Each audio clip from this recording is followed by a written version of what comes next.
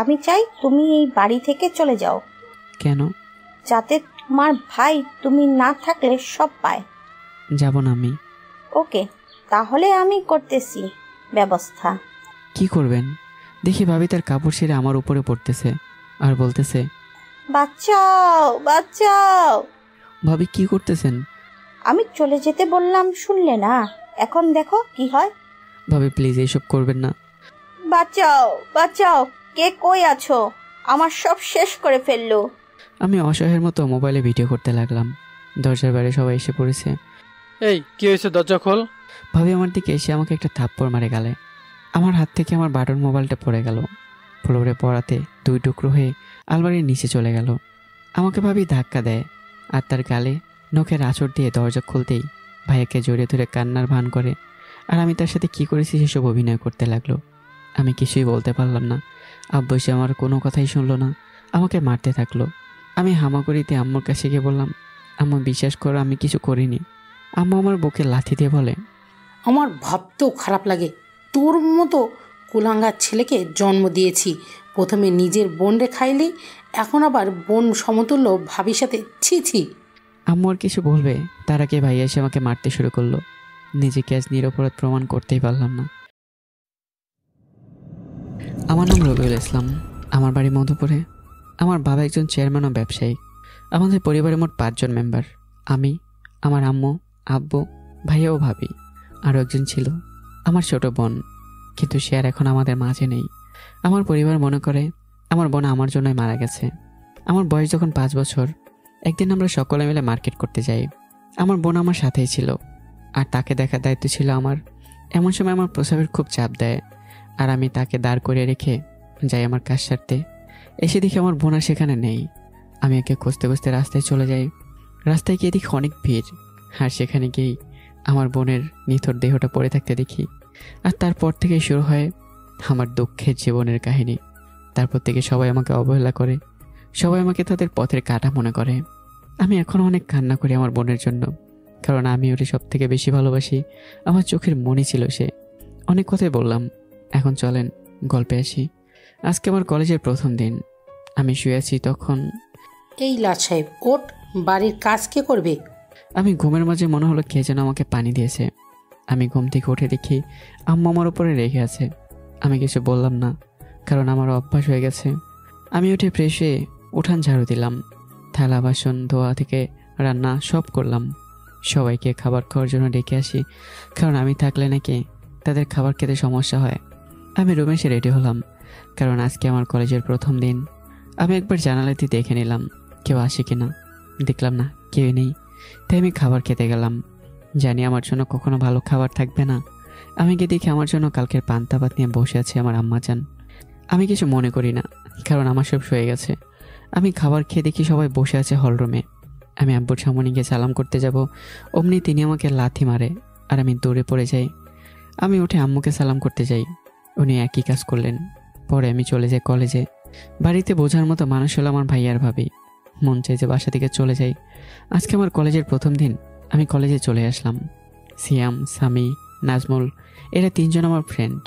কেমন আছোস? ভালো, তুই? আমিও ভালো আছি রে। ওরা আসেনি? না, ওরা আসবে না। আয় ক্লাস করে আসি।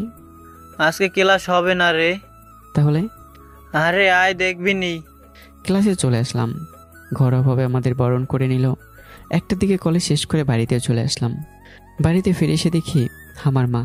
কলিং বেল দিলাম, আম্মা সে দরজা খুলে দিল। আসছে নবাবজাদা, আহেন বাড়ির ভেতরে। গেছে কলেজ করতে, শিক্ষিত হবে সে। বাড়ির কাজ কে করবে? তাড়াতাড়ি কাজ কর। আম্মু, করতেছি বাড়ির কাজ। ওই তুই আমারে আম্মু ডাকবি না। আমি কিছু বললাম না, চলে আসলাম মাথা নিচু করে। আমার রুমে এসে শুয়ে পড়লাম। অনেক ক্লান্ত লাগতেছে। একটু পর আমি গোসল করতে চলে গেলাম। তারপর খাবার খেতে গেলাম। গিয়ে দেখি কিছুই নেই, তাই 1 গ্লাস পানি খেয়ে নিলাম। রান্না করা শুরু করে দিলাম। রান্না করতে করতে রাত হয়ে গেল। জানি না ভাবি কেন আমাকে দেখতে পারে না। ভাই আবার তেমন না, আমাকে অনেক আদর করে। আমি ফ্রেশ হয়ে পড়তে বসলাম। রাত 9টা। পড়াশোনা শেষ করে খাবার খেতে গেলাম। খেতে গিয়ে দেখি ভাইয়া খাবার খাচ্ছে। আব্বু হয়তো খাবার খেয়েছে। আমি খাবার নিয়ে চলে আসলাম আমার রুমে। খাবার খাচ্ছি, এমন সময় আমার রুমে ভাবি আসলো। ভাবি কিছু বলবেন? বলতেই তো আসলাম। ও, আমি চাই তুমি এই বাড়ি থেকে চলে যাও, কেন? যাতে তোমার ভাই তুমি না থাকলে সব পায়। যাব না আমি। ওকে, তাহলে আমি করতেছি ব্যবস্থা। কি করবেন? দেখি ভাবি তার কাপড় ছেড়ে আমার উপরে পড়তেছে আর বলতেছে, বাঁচাও বাঁচাও। ভাবি কি করতেছেন? আমি চলে যেতে বললাম, শুনলে না? এখন দেখো কি হয়। ভাবি প্লিজ এইসব করবেন না। বাঁচাও বাঁচাও, কে কই আছো? আমার সব শেষ করে ফেললো। আমি অসহায়ের মতো মোবাইলে ভিডিও করতে লাগলাম। দরজার বাইরে সবাই এসে পড়েছে। এই কি হয়েছে, দরজা খোল। ভাবি আমার দিকে এসে আমাকে একটা থাপ্পড় মারে গালে। আমার হাত থেকে আমার বাটন মোবাইলটা পড়ে গেল। ফ্লোরে পড়াতে 2 টুকরো হয়ে আলমারির নিচে চলে গেল। আমাকে ভাবি ধাক্কা দেয় আর তার গালে নখের আঁচড় দিয়ে দরজা খুলতেই ভাইয়াকে জড়িয়ে ধরে কান্নার ভান করে। আর আমি তার সাথে কি করেছি সেসব অভিনয় করতে লাগলো। আমি কিছুই বলতে পারলাম না। আব্বু এসে আমার কোনো কথাই শুনলো না, আমাকে মারতে থাকলো। আমি হামাগুড়িতে আম্মুর কাছে গিয়ে বললাম, আম্মু বিশ্বাস করো আমি কিছু করিনি। আম্মু আমার বুকে লাথি দিয়ে বলে, আমার ভাবতেও খারাপ লাগে, তোর মতো কুলাঙ্গার ছেলেকে জন্ম দিয়েছি। প্রথমে নিজের বোনরে খাইলি, এখন আবার বোন সমতুল্য ভাবির সাথে ছি ছি। আম্মু আর কিছু বলবে তার আগে ভাইয়া এসে আমাকে মারতে শুরু করলো। নিজেকে আজ নিরপরাধ প্রমাণ করতেই পারলাম না। আমাকে অনেক মারার পর চলে গেল। আমি মার সহ্য করতে না পেরে অজ্ঞান হয়ে পড়েছিলাম। রাত পার হয়ে দিন শেষ। জ্ঞান ফিরিয়ে দেখি আমার পরনের গেঞ্জি আমার শরীরের সাথে লেগে আছে। আস্তে আস্তে উঠে ফ্রেশ হয়ে আসলাম। নিয়ত করেছি আর এইখানে থাকবো না, যেই বাবা সেই কাজ। ভাঙা মোবাইল আর আমার কিছু টাকা ছিল, তা নিয়ে চলে আসলাম। কেউ দেখেনি, কারণ সবাই বেড়াতে গেছে ভাবির মন ভালো করতে। আমি একটা বাসের টিকিট কেটে চলে আসলাম নতুন শহরে। রাত বাজে তখন 11টা। জানি না কি থেকে কি হয়ে গেল আমার সাথে। আমার জীবনে অনেক কিছু এখন পরিবর্তন হয়ে গেছে। জীবন থেকে বোন যাওয়ার পর থেকে কথাগুলো ভাবতে ভাবতে কেমন জানি চোখটা ভিজে আসছে। আমি এখন ঢাকায় আছি, একটা চাকরি খুঁজতে হবে। জানি না জীবন কিভাবে চালাবো। হঠাৎ কেমন যেন একটা শব্দ হলো। আমি এতক্ষণ বসেছিলাম একটা ব্রাঞ্চে। আমি ব্রাঞ্চ থেকে উঠে একটু এগিয়ে গিয়ে দেখি একটা গাড়ি অ্যাক্সিডেন্ট করেছে। গাড়িতে 2 জন লোক। আমি তাড়াতাড়ি করে গাড়ির দরজা খুলে বের করলাম। এখন আমি গাড়ি কোথায় পাবো? তাদেরকে হসপিটালে নিব কিভাবে? এমন সময় দেখি সামনে একটা ঠেলা গাড়ি পড়ে আছে। তারপর তাদেরকে ঠেলা গাড়িতে করেই বাস স্ট্যান্ডের কাছাকাছি হসপিটালে নিয়ে গেলাম। ডক্টররা দেখেই খুব তাড়াতাড়ি করেই ওনাদেরকে ওটিতে নিয়ে গেল। এক নার্স বলতে লাগলো, আজহার আহমেদ ও তার স্ত্রী বাংলাদেশের নামকরা ব্যবসায়ী। আমি কিছু বললাম না। আমার শরীরে এখনও রক্ত লেগে আছে। একটু পর ডক্টর বের হয়ে বলল, রক্ত লাগবে বি পজিটিভ। তখন আমি বললাম, আমার রক্ত বি পজিটিভ। আপনি কি আগে রক্ত দিয়েছেন? না, আমি আগে দেইনি। নার্স, তার রক্ত পরীক্ষা করে 2 ব্যাগ রক্ত নেন আর হাসপাতালে থেকে 2 ব্যাগ রক্ত নিয়ে আসেন। আচ্ছা স্যার। রক্ত নেওয়াতে আমি অনেক ক্লান্ত। রাতে কিছু না খাওয়াতেও অজ্ঞান হয়ে গেছি। সকালে আজকে অনেক ক্লান্ত। ডক্টর আসলো আমার কাছে। আপনার শরীরে এত মারার দাগ কেন? আসলে আমি এখন কিছু বলতে চাই না। আমি যাদের নিয়ে এসেছি তারা এখন কেমন আছে? আলহামদুলিল্লাহ, তারা এখন ভালো আছে। জ্ঞান ফিরবে একটু পরেই। এই নেন আপনার খাবার। নার্স আমার খাবার দিল, আমি খেয়ে নিলাম। খাবার খেয়ে বের হলাম তাদের সাথে দেখা করতে, রুম নাম্বার 103। আপনাদের এখন কেমন লাগছে? আজহার আহমেদকে আঙ্কেল ও তার স্ত্রীকে আন্টি ডাকলাম। আলহামদুলিল্লাহ, ভালো এখন। আমাদের এইখানে যে আনছিলে সে কই? আসছে, এই যে। আসসালামু আলাইকুম আঙ্কেল। ওয়ালাইকুম সালাম। তা বাবা, তোমার বাসা কই? আসলে আমার এই দুনিয়াতে কেউ নেই, কালকে আসছে ঢাকা। আচ্ছা বাবা, মন খারাপ করো না। আমাদের সাথে থাকবা কি বাবা? আমাদেরও কেউ নাই, তুমি আমাদের জীবন বাঁচিয়েছ। বাবা, আমাদের ছেলে মেয়ে নাই, তুমি আমাদের ছেলে হয়ে থাকবে কি বাবা? আমি কিছু বলতে পারছি না, আমার মুখে কথা আসছে না। আমি কান্নাই করে দিলাম। আন্টি, কি বলবো আর, নিজের মা বাবারে আপন মনে করেনি। কি হয়েছে বাবা তোমার সাথে? আন্টি বেড থেকে উঠে আমাকে জড়িয়ে ধরলো। আমি কান্না করতে করতে সব বলে দিলাম। আন্টি আমার কপালে একটা চুমু দিল আর আমাকে বলল, আচ্ছা, আজকে থেকে আমাকে মা ডাকবে না বাবা? আজকের মতো করে কি বলিনি আমাকে। তাহলে ডাক বাবা একবার। মা, মা। আজকে তো 2 দিন আমরা হাসপাতালে আছি, আজকে চলে যাব। আমি এখন এনাদেরকে আব্বু আম্মু বলেই ডাকবো। বাবা দেখ তো, তোমার রহিম চাচা আসছে নাকি? আচ্ছা আম্মু, আমি নিচে যাব তখন চাচা আসে। আমরা সকলে বাড়ির দিকে যাচ্ছি। বাড়িটা অনেক সুন্দর দেখায়, রাজপ্রাসাদের মতো। বাড়ির সামনে বাগান আছে, আবার গাড়ি রাখার জায়গাও আছে। আমার ভালো লাগলো বাড়িটা। বাবা, এইটা হলো তোমার রুম।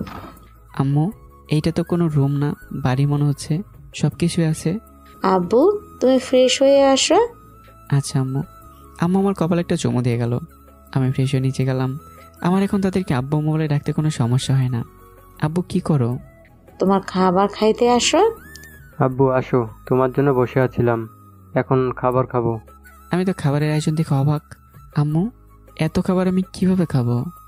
আরে বাবা, বিসমিল্লাহ বলেও শুরু করো।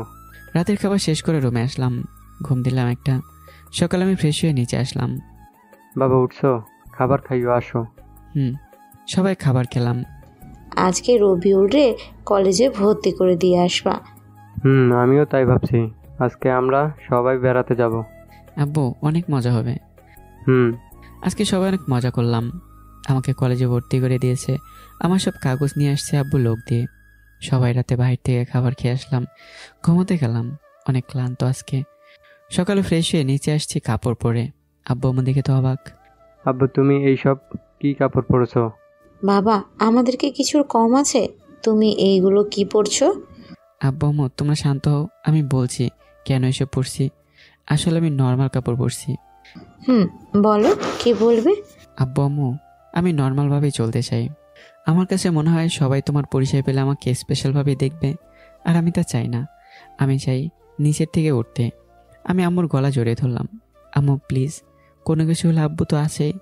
আচ্ছা, কোনো কিছু হলে বলবে। গাড়ি তো নেবে। আব্বু, আমি কি বললাম এতক্ষণ? আচ্ছা, এই টাকাটি রাখো। খাবার খাইতে আসো। সবাই একসাথে খাবার খেলাম। আব্বু অফিসে যাবে, আর আমি যাব কলেজে। আর আপনাদের তো বলতেই ভুলে গেছি, আম্মু আমাদের কলেজে ভার্সিটির প্রিন্সিপাল। আম্মু গাড়ি নিয়ে চলে গেল। আমি একটা রিক্সা ডাক দিলাম, রিক্সায় উঠে বসলাম। আমার আগের কথা মনে হলো। মা বাবা কি করতেছে কে জানে। আমার উপরে অত্যাচারের কথা ভাবতে ভাবতে কলেজে চলে আসলাম। আমি ভাড়া দিয়ে কলেজে যাব, এমন সময় একটা ছেলে আমার পিছনে এসে দাঁড়ালো আর বলতে লাগলো, ভাই আমারে বাঁচা। আমি সামনের দিকে তাকালাম, দেখলাম 5 জন ছেলে আসছে এদিকে। ওই, ওরে আমাদের কাছে দিয়া দে। ভাই কি হয়েছে? ও কি করছে? টাকা ভাই ওর কাছে। কত? ওদের ওখান থেকে বলে উঠলো। হাসিফ ভাই দেখছেন এই ছেলেকে, ওই নাকি টাকা দিব। আমি হাসিবরে দেখে বুঝলাম এই নেতা। ভাইরা বলেন দেখি কত টাকা পান ওর কাছে? 50,000 টাকা দিতে পারবি তুই? ও আচ্ছা। এমন করে বলতেছস মনে হয় তোর কাছে কোনো ব্যাপার না। তোর কাপড় চোপড় দেখছিস কি? টাকা দিলেই তো হয়েছে। আচ্ছা দে। ওয়েট, আসতেছি। আমি আম্মুর রুমে গেলাম। আব্বু, তুমি কখন আসছো? আম্মু এই তো আসলাম। আম্মুর টাকা লাগবে কিছু আমার। কত টাকা আব্বু? আম্মু ওই যে ছেলেটা দেখতেছো, তারপর সব কিছু বললাম। আমার আব্বুটা কত ভালো। আমার কপালে সমুদ্রে টাকা দিল। আমি টাকা নিয়ে আসলাম। এই যে আসিফ ভাই, না তোমার টাকা। এই রাফি, টাকাটা নিয়ে গুন। ভাই টাকা ঠিক আছে? তুই এত টাকা কই পাইলি? তুমি তোমার টাকা পাইছো না বলে আমি এসে পড়লাম। আমার সঙ্গে এই ছেলেও আসলো। আমার নাম মিরাজ আহমেদ, আমার বাড়ি টাঙ্গাইল, আমি প্রথম এসেছি। ওকে। আবারও সে আগের কথা মনে পড়ে গেল।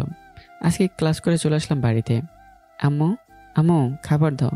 আব্বু, ফ্রেশ হয়ে আসো আগে। আচ্ছা যাচ্ছি। আম্মু, আব্বু আসেনি? না, আসবে একটু পরে। আমি ফ্রেশ হয়ে খাবার খেতে আসলাম। আব্বু তুমি কখন আসছো? এই তো বাবা, আইসা ফ্রেশ হইয়া খাবার খাইতে আসলাম। খাওয়া দাওয়া শেষ করে সোফায় বসলাম। আব্বু, আমার কিছু বলার ছিল। বলো। আব্বু, আমি চাই গরিবদের জন্য কিছু করতে। তোমার কথাটা শুনে আমি অনেক খুশি। তা কি করতে চাও বাবা? আব্বু, আমি চাই ঢাকার খারাপ পরিবেশের বস্তি দত্তক নিতে। আমার আওতায় 2টা আছে, সেগুলো আমি টাকা দিয়ে রাখি। 5টার মতো বৃদ্ধাশ্রম আছে। আব্বু, আমি নিজে চাই করতে। আচ্ছা বাবা, তুমি কি দেখেছো? হ্যাঁ আব্বু, তোমার অফিসে যাওয়ার পথে একটা আছে না, ওইটা। আচ্ছা চলো, সব ঠিক করে আসি। আব্বু কাকে যেন কল দিল, তারপর কথা বলে গাড়ি নিয়ে বস্তিতে চলে আসলাম। বস্তিতে 1000-এর উপরে ঘর আছে। আব্বু আমার দিকে একটা এটিএম কার্ড দিয়ে বলল, এইখানে অনেক টাকা আছে, তোমার যা করা লাগে করো। আব্বু, আমার একজন অ্যাসিস্ট্যান্ট লাগবে। আব্বু তার পিয়ের দিকে তাকালো। আচ্ছা থাকো, আমি চলে গেলাম। আর আমার পিয়ে, ওর নাম রাজীব। আব্বু চলে গেল। আসলে রাজীব আমার সমবয়সী। আমার সাথে থাকতে কোনো সমস্যা হবে কি? না স্যার। কিসের স্যার? আজকে থেকে আর কোনো স্যার না, অনলি ফ্রেন্ড। তুই করে বলবি। আমার নাম রবিউল সানি, ডাক নাম রবিউল। আচ্ছা। শোন, 10 মিনিটের মধ্যে ইঞ্জিনিয়ার লাগবে আমার, আর বস্তি সবাইকে এক জায়গায় দাঁড় করা। আচ্ছা। আব্বু কিছু গার্ড দিয়ে গিয়েছিল, তারা লোক জড়ো করতেছে। রাজীব কল দিয়ে ইঞ্জিনিয়ার আসতে বলল। আমি একটু উঁচু জায়গায় দাঁড়ালাম, সবাই আমার সামনে, প্রায় 5000+ লোক আছে, ছেলে মেয়ে মিলে। আমি বলতে শুরু করলাম, আসসালামু আলাইকুম, আমি হলাম আজহার আহমেদের ছেলে রবিউল। আমি আপনাদের সকলের দায়িত্ব নিয়েছি, আজকে থেকে আপনাদের ঘরের কাজ শুরু হবে, আপনাদের কাজের ব্যবস্থা করে দেব আমি, ভালোভাবে সাথে থাকেন, সব করে দেব। আর এখানকার যুবকরা সবাই মিস্ত্রিদের সাহায্য করবেন, আর তাদের সাথে আমার কথা আছে। তারপর সবাই অনেক খুশি হলো, সব কাজ শুরু হয়ে গেছে। আমি আবারও বলতে শুরু করলাম, আমি চাই সমাজের সব দুর্নীতি দূর করতে, চাই একটা দল করতে। তোমরা এখানে কয়জন আছো?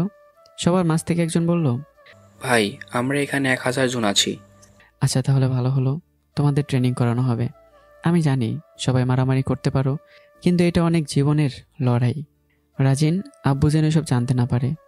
আচ্ছা স্যার। সবার ঘর তাড়াতাড়ি করে তৈরি করে দাও, আর তাদের জন্য ভালো ট্রেনার আনো। এইখানে এটা বাড়ি বানাবে, বাড়ির ডিজাইন দিয়ে দিলাম। আর কি কি করা লাগবে, ওদের 10,000 টাকা আর কাপড়ের ব্যবস্থা করো। রাজীব, এক কাজ করো, এখানে কিছু স্কুল ও কলেজ করে দাও। ওকে। রাজীবের সব বুঝিয়ে দিয়ে আসছি। বাড়িতে আসলাম। আবু, ফ্রেশ হয়ে আসো। আচ্ছা আম্মু। আমি ফ্রেশ হয়ে আসলাম, রুমে কাপড় পরতেছি, তখন আম্মু পিছন থেকে জোরে ডাক দিয়ে বলল, আবু, তোমার পিঠে এটা কিসের দাগ? আরে আম্মু, তুমি তো আমাকে ভয় পাইয়ে দিছিলা। বলো, এটা কিসের দাগ? এটা তো আমার জন্ম দাগ। আম্মু আমাকে জড়াই ধরে কান্না করে যাচ্ছে। আম্মু, কান্না করতেছো কেন? আবু, তুমি যে আমার হারে যাওয়া সন্তান। কি? আব্বু, আমি আর তোমার আব্বু তোমাদের গ্রামের পাশে যে মেলা হয় ওইটায় গিয়েছিলাম। মেলায় ঘোড়া দৌড়ের সময় ঘোড়া আমাদের দিকে আসে, আর সেই জন্য লোকরাও দৌড়াতে থাকে, যার ফলে তুমি আমাদের থেকে হারিয়ে যাও। আমার কেন জানি বিশ্বাস হচ্ছে না। তোমার আব্বু আসুক, দাঁড়াও আমি কল করে আসতে বলি। আম্মু, নিচে গিয়ে আব্বুকে তাড়াতাড়ি আসতে বলো। এখন রাত 9টা বাজে, আব্বু এসে গেছে। কি হয়েছে, এত চালু ডাকলা যে? তোমার জন্মদাগটা বের করো তো। কেন? এত বেশি কেন বলো? আব্বু তার দাগ দেখালো। আমি তা দেখে অবাক, আমার পিঠের মতো। আম্মু আব্বুকে সব বলল। আম্মু আব্বু দুইজনে আমাকে জড়িয়ে ধরে কান্না করে দিল। এখন আমার অনেক ভালো লাগছে। আগের জীবন এখন প্রায় ভুলেই গেছি, কিন্তু আগের মা বাবা বোনকে বলতে পারবো না। এভাবে দেখতে দেখতে কেটে গেল আমার জীবন থেকে 2টি বছর। 2 বছর পরে এখন আমার এসএসসি শেষ, ফলাফলও অনেক ভালোই হয়েছে। এখন আমার একটা গ্যাং আছে, তারা সবাই বস্তির লোক।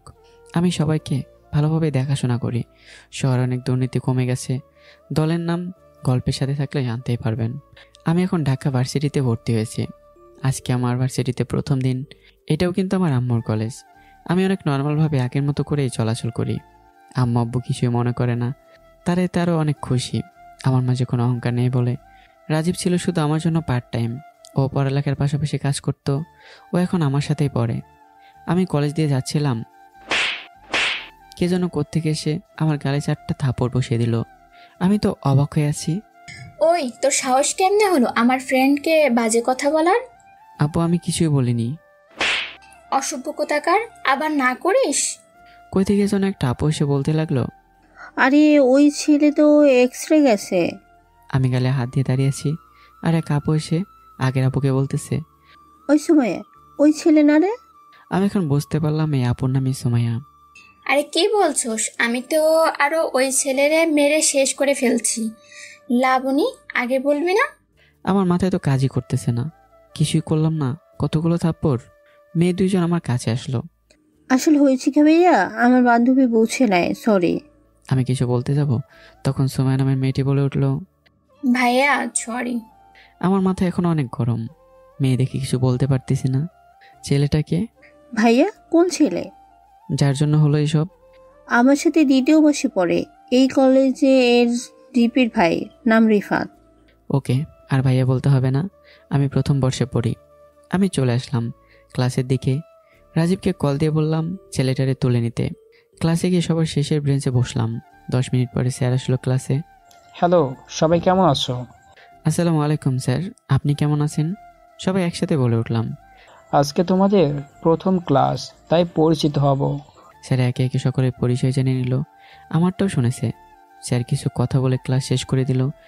এর মাঝে ভার্সিটিতে কিছু গাড়িও আসলো, সবাই মাঠে চলে গেছে। আমি যাইনি, কারণ কি হবে তা আমি জানি। রাজীব আসছে। কিছু সময়ের মাঝেই রাজীব কাজ করে চলে গেছে। কলেজ থেকে বেরোচ্ছি, তখন লাবণী আপু সামনে এসে দাঁড়াইছে। তখন তো কিছু বলে নাই। আমি কিছু মনে করিনি। না, ক্লাস কেমন লাগলো? ভালোই লাগছে। আচ্ছা আমি আসি, আমার কাজে যেতে হবে। সময় হঠাৎ করে কথাটি বলে ওঠে। তুমি কি কাজ করো? আরএস কোম্পানিতে কাজ করি। আর কিছু পাইলা না? ওই কোম্পানিতে তুমি চাকরি পাইলা? সেন আমি ওর কথায় কান্না দিয়ে চলে আসলাম। অফিসে গিয়ে কিছু কাজ ছিল, করে দুপুরে চলে আসলাম। আব্বা, ফ্রেশ হয়ে আসো, খাবার দিতেছি, পরে কথা বলবো। আচ্ছা। আমি ফ্রেশ হয়ে নিচে আসলাম। আম্মু খাবার দিল। আম্মু, আব্বু আসেনি? না আব্বা। তুমি খাবার খেয়েছো কি? বাবা, আমার না বাড়িতে কেমন একা একা লাগে। তুমি তো কলেজে থাকো। আমি এত রান্না করতে পারবো না। না করলে কাজের লোক রাখবো। না বাবা, আমাদের কি নাতি নাতনির মুখ দেখবো না? আমার খাওয়া দাওয়া শেষ, আমি আসলাম। এই দাঁড়া দাঁড়া বলছি। পরে রুমে এসে দিলাম একটা ঘুম। 4টা বাজে একটা কল আসলো, ঘুম ভাঙলো। একেবারে ঘুমের 12টা বাজিয়ে দিছে। ফোনটা হাতে নিয়ে দেখে রাজীব কল করেছে। আসসালামু আলাইকুম স্যার। ওয়ালাইকুম আসসালাম। বলো কি হয়েছে? স্যার রিপাদারি নিয়ে আসতে বললেন, নিয়ে তো আসলাম, এখন কি করব? আমি আসতেছি। ওকে। আমি রেডি হয়ে নিচে আসলাম। আম্মুর সাথে দেখা। এই শোন, তুমি যেখানে মনে চাই যাও, কোনো সমস্যা নেই, কিন্তু তোমাকে বিয়ে করতে হবে। কালকে মেয়ে দেখতে যাব। এখন বিয়ে কই থেকে আসলো আম্মু? না, আমি কোনো কথা শুনতে চাই না। ওকে, কালকে দেখতে যাব, কিন্তু আমি এখন বিয়ে করব না। আমি চলে আসলাম এই কথা বলেই। গাড়ি নিয়ে চলে আসলাম বস্তিতে। বস্তিতে আমার বাসা আছে, যেখানে থেকে সকল কাজ করা হয়। বস্তির লোকদের দেখাশোনা আমার ছোট একটা গ্যাং। বেশি লোকে জানে না এই গ্যাং সম্পর্কে। আমি রুমে এসে একটা চেয়ার নিয়ে রিফাতের পাশে বসলাম। এই কে আছিস? ওর চোখের বাঁধনটা খুলে দে। আমার এখানে কাজ করে রাফি ছেলেটা এসেই ও চোখের বাঁধন খুলে দিল। কিরে, কেমন লাগছে আমার রাজ্যে? শালা কুত্তর বাচ্চা, তুই জানোস আমি কে? শালা, তোর সম্পর্কে জানার জন্যই তো তোকে আনলাম এখানে। এত বেশি কথা বলে। রাফি, কিছু দিয়ে যেত। রাফি আমার বক্সটা নিয়ে আসলো। আমি বক্সটা খুলতে খুলতে বললাম, দেখ রিফাত, আমি বেশি কথা পছন্দ করি না। যা জিজ্ঞাসা করবো শুধু তাই বলবি। তুই কে রে? আমি তোকে কেন বলবো? আচ্ছা রাফি, বল তো কি করবো আমি? প্রথমে তোর হাতে পায়ে নখ তুলবে, তারপর যদি না বলস তোর হাত পা গিরু থেকে কেটে দিবে। আমি রিফাতের দিকে তাকিয়ে প্লাসটা হাতে নিলাম। রিফাত ভয় পেয়ে বলতে শুরু করলো, ভাই ভাই কিছু করা লাগবে না, কি শুনবেন, কি জানতে চান? শালা এখন লাইনে আসছে। রিফাত চুপ করে আছে। বল, তোদেরকে কে কে কোকেন দেয়? ভাই আর গলা শুকিয়ে গেছে, আমাদের এমপির ছেলে। ও আচ্ছা। আমি রাফির দিকে তাকালাম, দেখলাম রাফি চলে গেল। রাফি এমপিরা আনতে গেছে। আমি শুনলাম তুই নাকি কলেজে মেয়েদের ডিস্টার্ব করিস। ভাইয়া, আমার জীবনে আর এরকম করব না। এর জন্য তোকে শাস্তি পেতে হবে। ওর একটা হাত ভেঙে দিলাম। আর কখনো যেন না শুনি যে কাউকে ডিস্টার্ব করেছিস। আচ্ছা ভাই। আমি চলে আসলাম। রাজীবকে কল দিলাম। এই রাজীব, আমারে কে বিয়ের কথা বলছে রে? আমি কিছু বলি নাই ভাই। শালা, আমি কি বলছিলাম তুই কি বলছস? খাবি একবার, তোর এখানে হাতের কাছে পাই। কল কেটে দিলাম। এমন সময় গাড়ির সামনে একটা মেয়ে এসে দাঁড়িয়ে পড়ছে। আমি গাড়ি জানালা দিয়ে মাথা বের করলাম। কে আপনি? প্লিজ সাহায্য করেন, আমার পেছনে লোক আসছে। আমি আপনারে পরে বলি, আগে এখান থেকে সরেন। বলতে বলতে গাড়িতে উঠে পড়েছে। আমি আর কিছু বললাম না, গাড়ি নিয়ে চলে আসলাম ওখান থেকে। কিছু দূর এসে মেয়েটাকে নামালাম গাড়ি থেকে। এখন বলেন কি হয়েছে? আমার মা বাবা কেউ নেই, মামার কাছে থেকে বড় হয়েছি। মামা টাকার জন্য একটা বাজে লোকের সাথে আমার বিয়ে দিতে চাই। ধ্যাত, কান্না করেন কেন? বলেন কি হয়েছে? পরে আমি তাদের ওইখান থেকে পালাই আসি। আমার পেছনে ওই লোকগুলো আমার পেছনে আসছিল। আচ্ছা, কান্না বাদ দেন। এখন কি করবেন? কোথায় যাবেন? আমার যাওয়ার মতো কোনো জায়গা নাই। আরে তোরে কান্না করতে না করছি না, আমার সাথে যাবেন কি? চুপ করে আসেন কেন? আমি আমি আচ্ছা তাহলে আমি আসি। আচ্ছা, কিন্তু আমার একটা শর্ত আছে। কি? আমারে বিয়ে করতে হবে। কি মজা করেন আমার সাথে? আমি গেলাম, থাকেন। আমি ভালো করে মেয়েটার দিকে তাকালাম। ভালোই তো আছে দেখতে, আমি তো ভালো করে দেখিনি। আম্মু বিয়ে বিয়ে করে মাথাটা নষ্ট করে ফেলছে। আমার কিছু শর্ত আছে। আমি বিয়ে করতে পারি, কিন্তু আমার ব্যাপারে কোনো নাক গলাতে পারবে না। আমার আম্মু সেবা করতে হবে। এক কথায় বলতে গেলে বিয়ের নাটক করতে হবে। বিয়ে হবে, কিন্তু কোনো অধিকার দেখাতে পারবে না আমার উপরে। ওকে। আচ্ছা, তোমার নাম কি? নুসরাত জাহান মায়া। আমি যদি মায়া বলে ডাকি কোনো সমস্যা আছে কি? না। এখন বাজে রাত 9টা। আমার আর মায়ের বিয়ে হয়ে গেছে। এখন আমরা বাসার সামনে দাঁড়িয়ে আছি।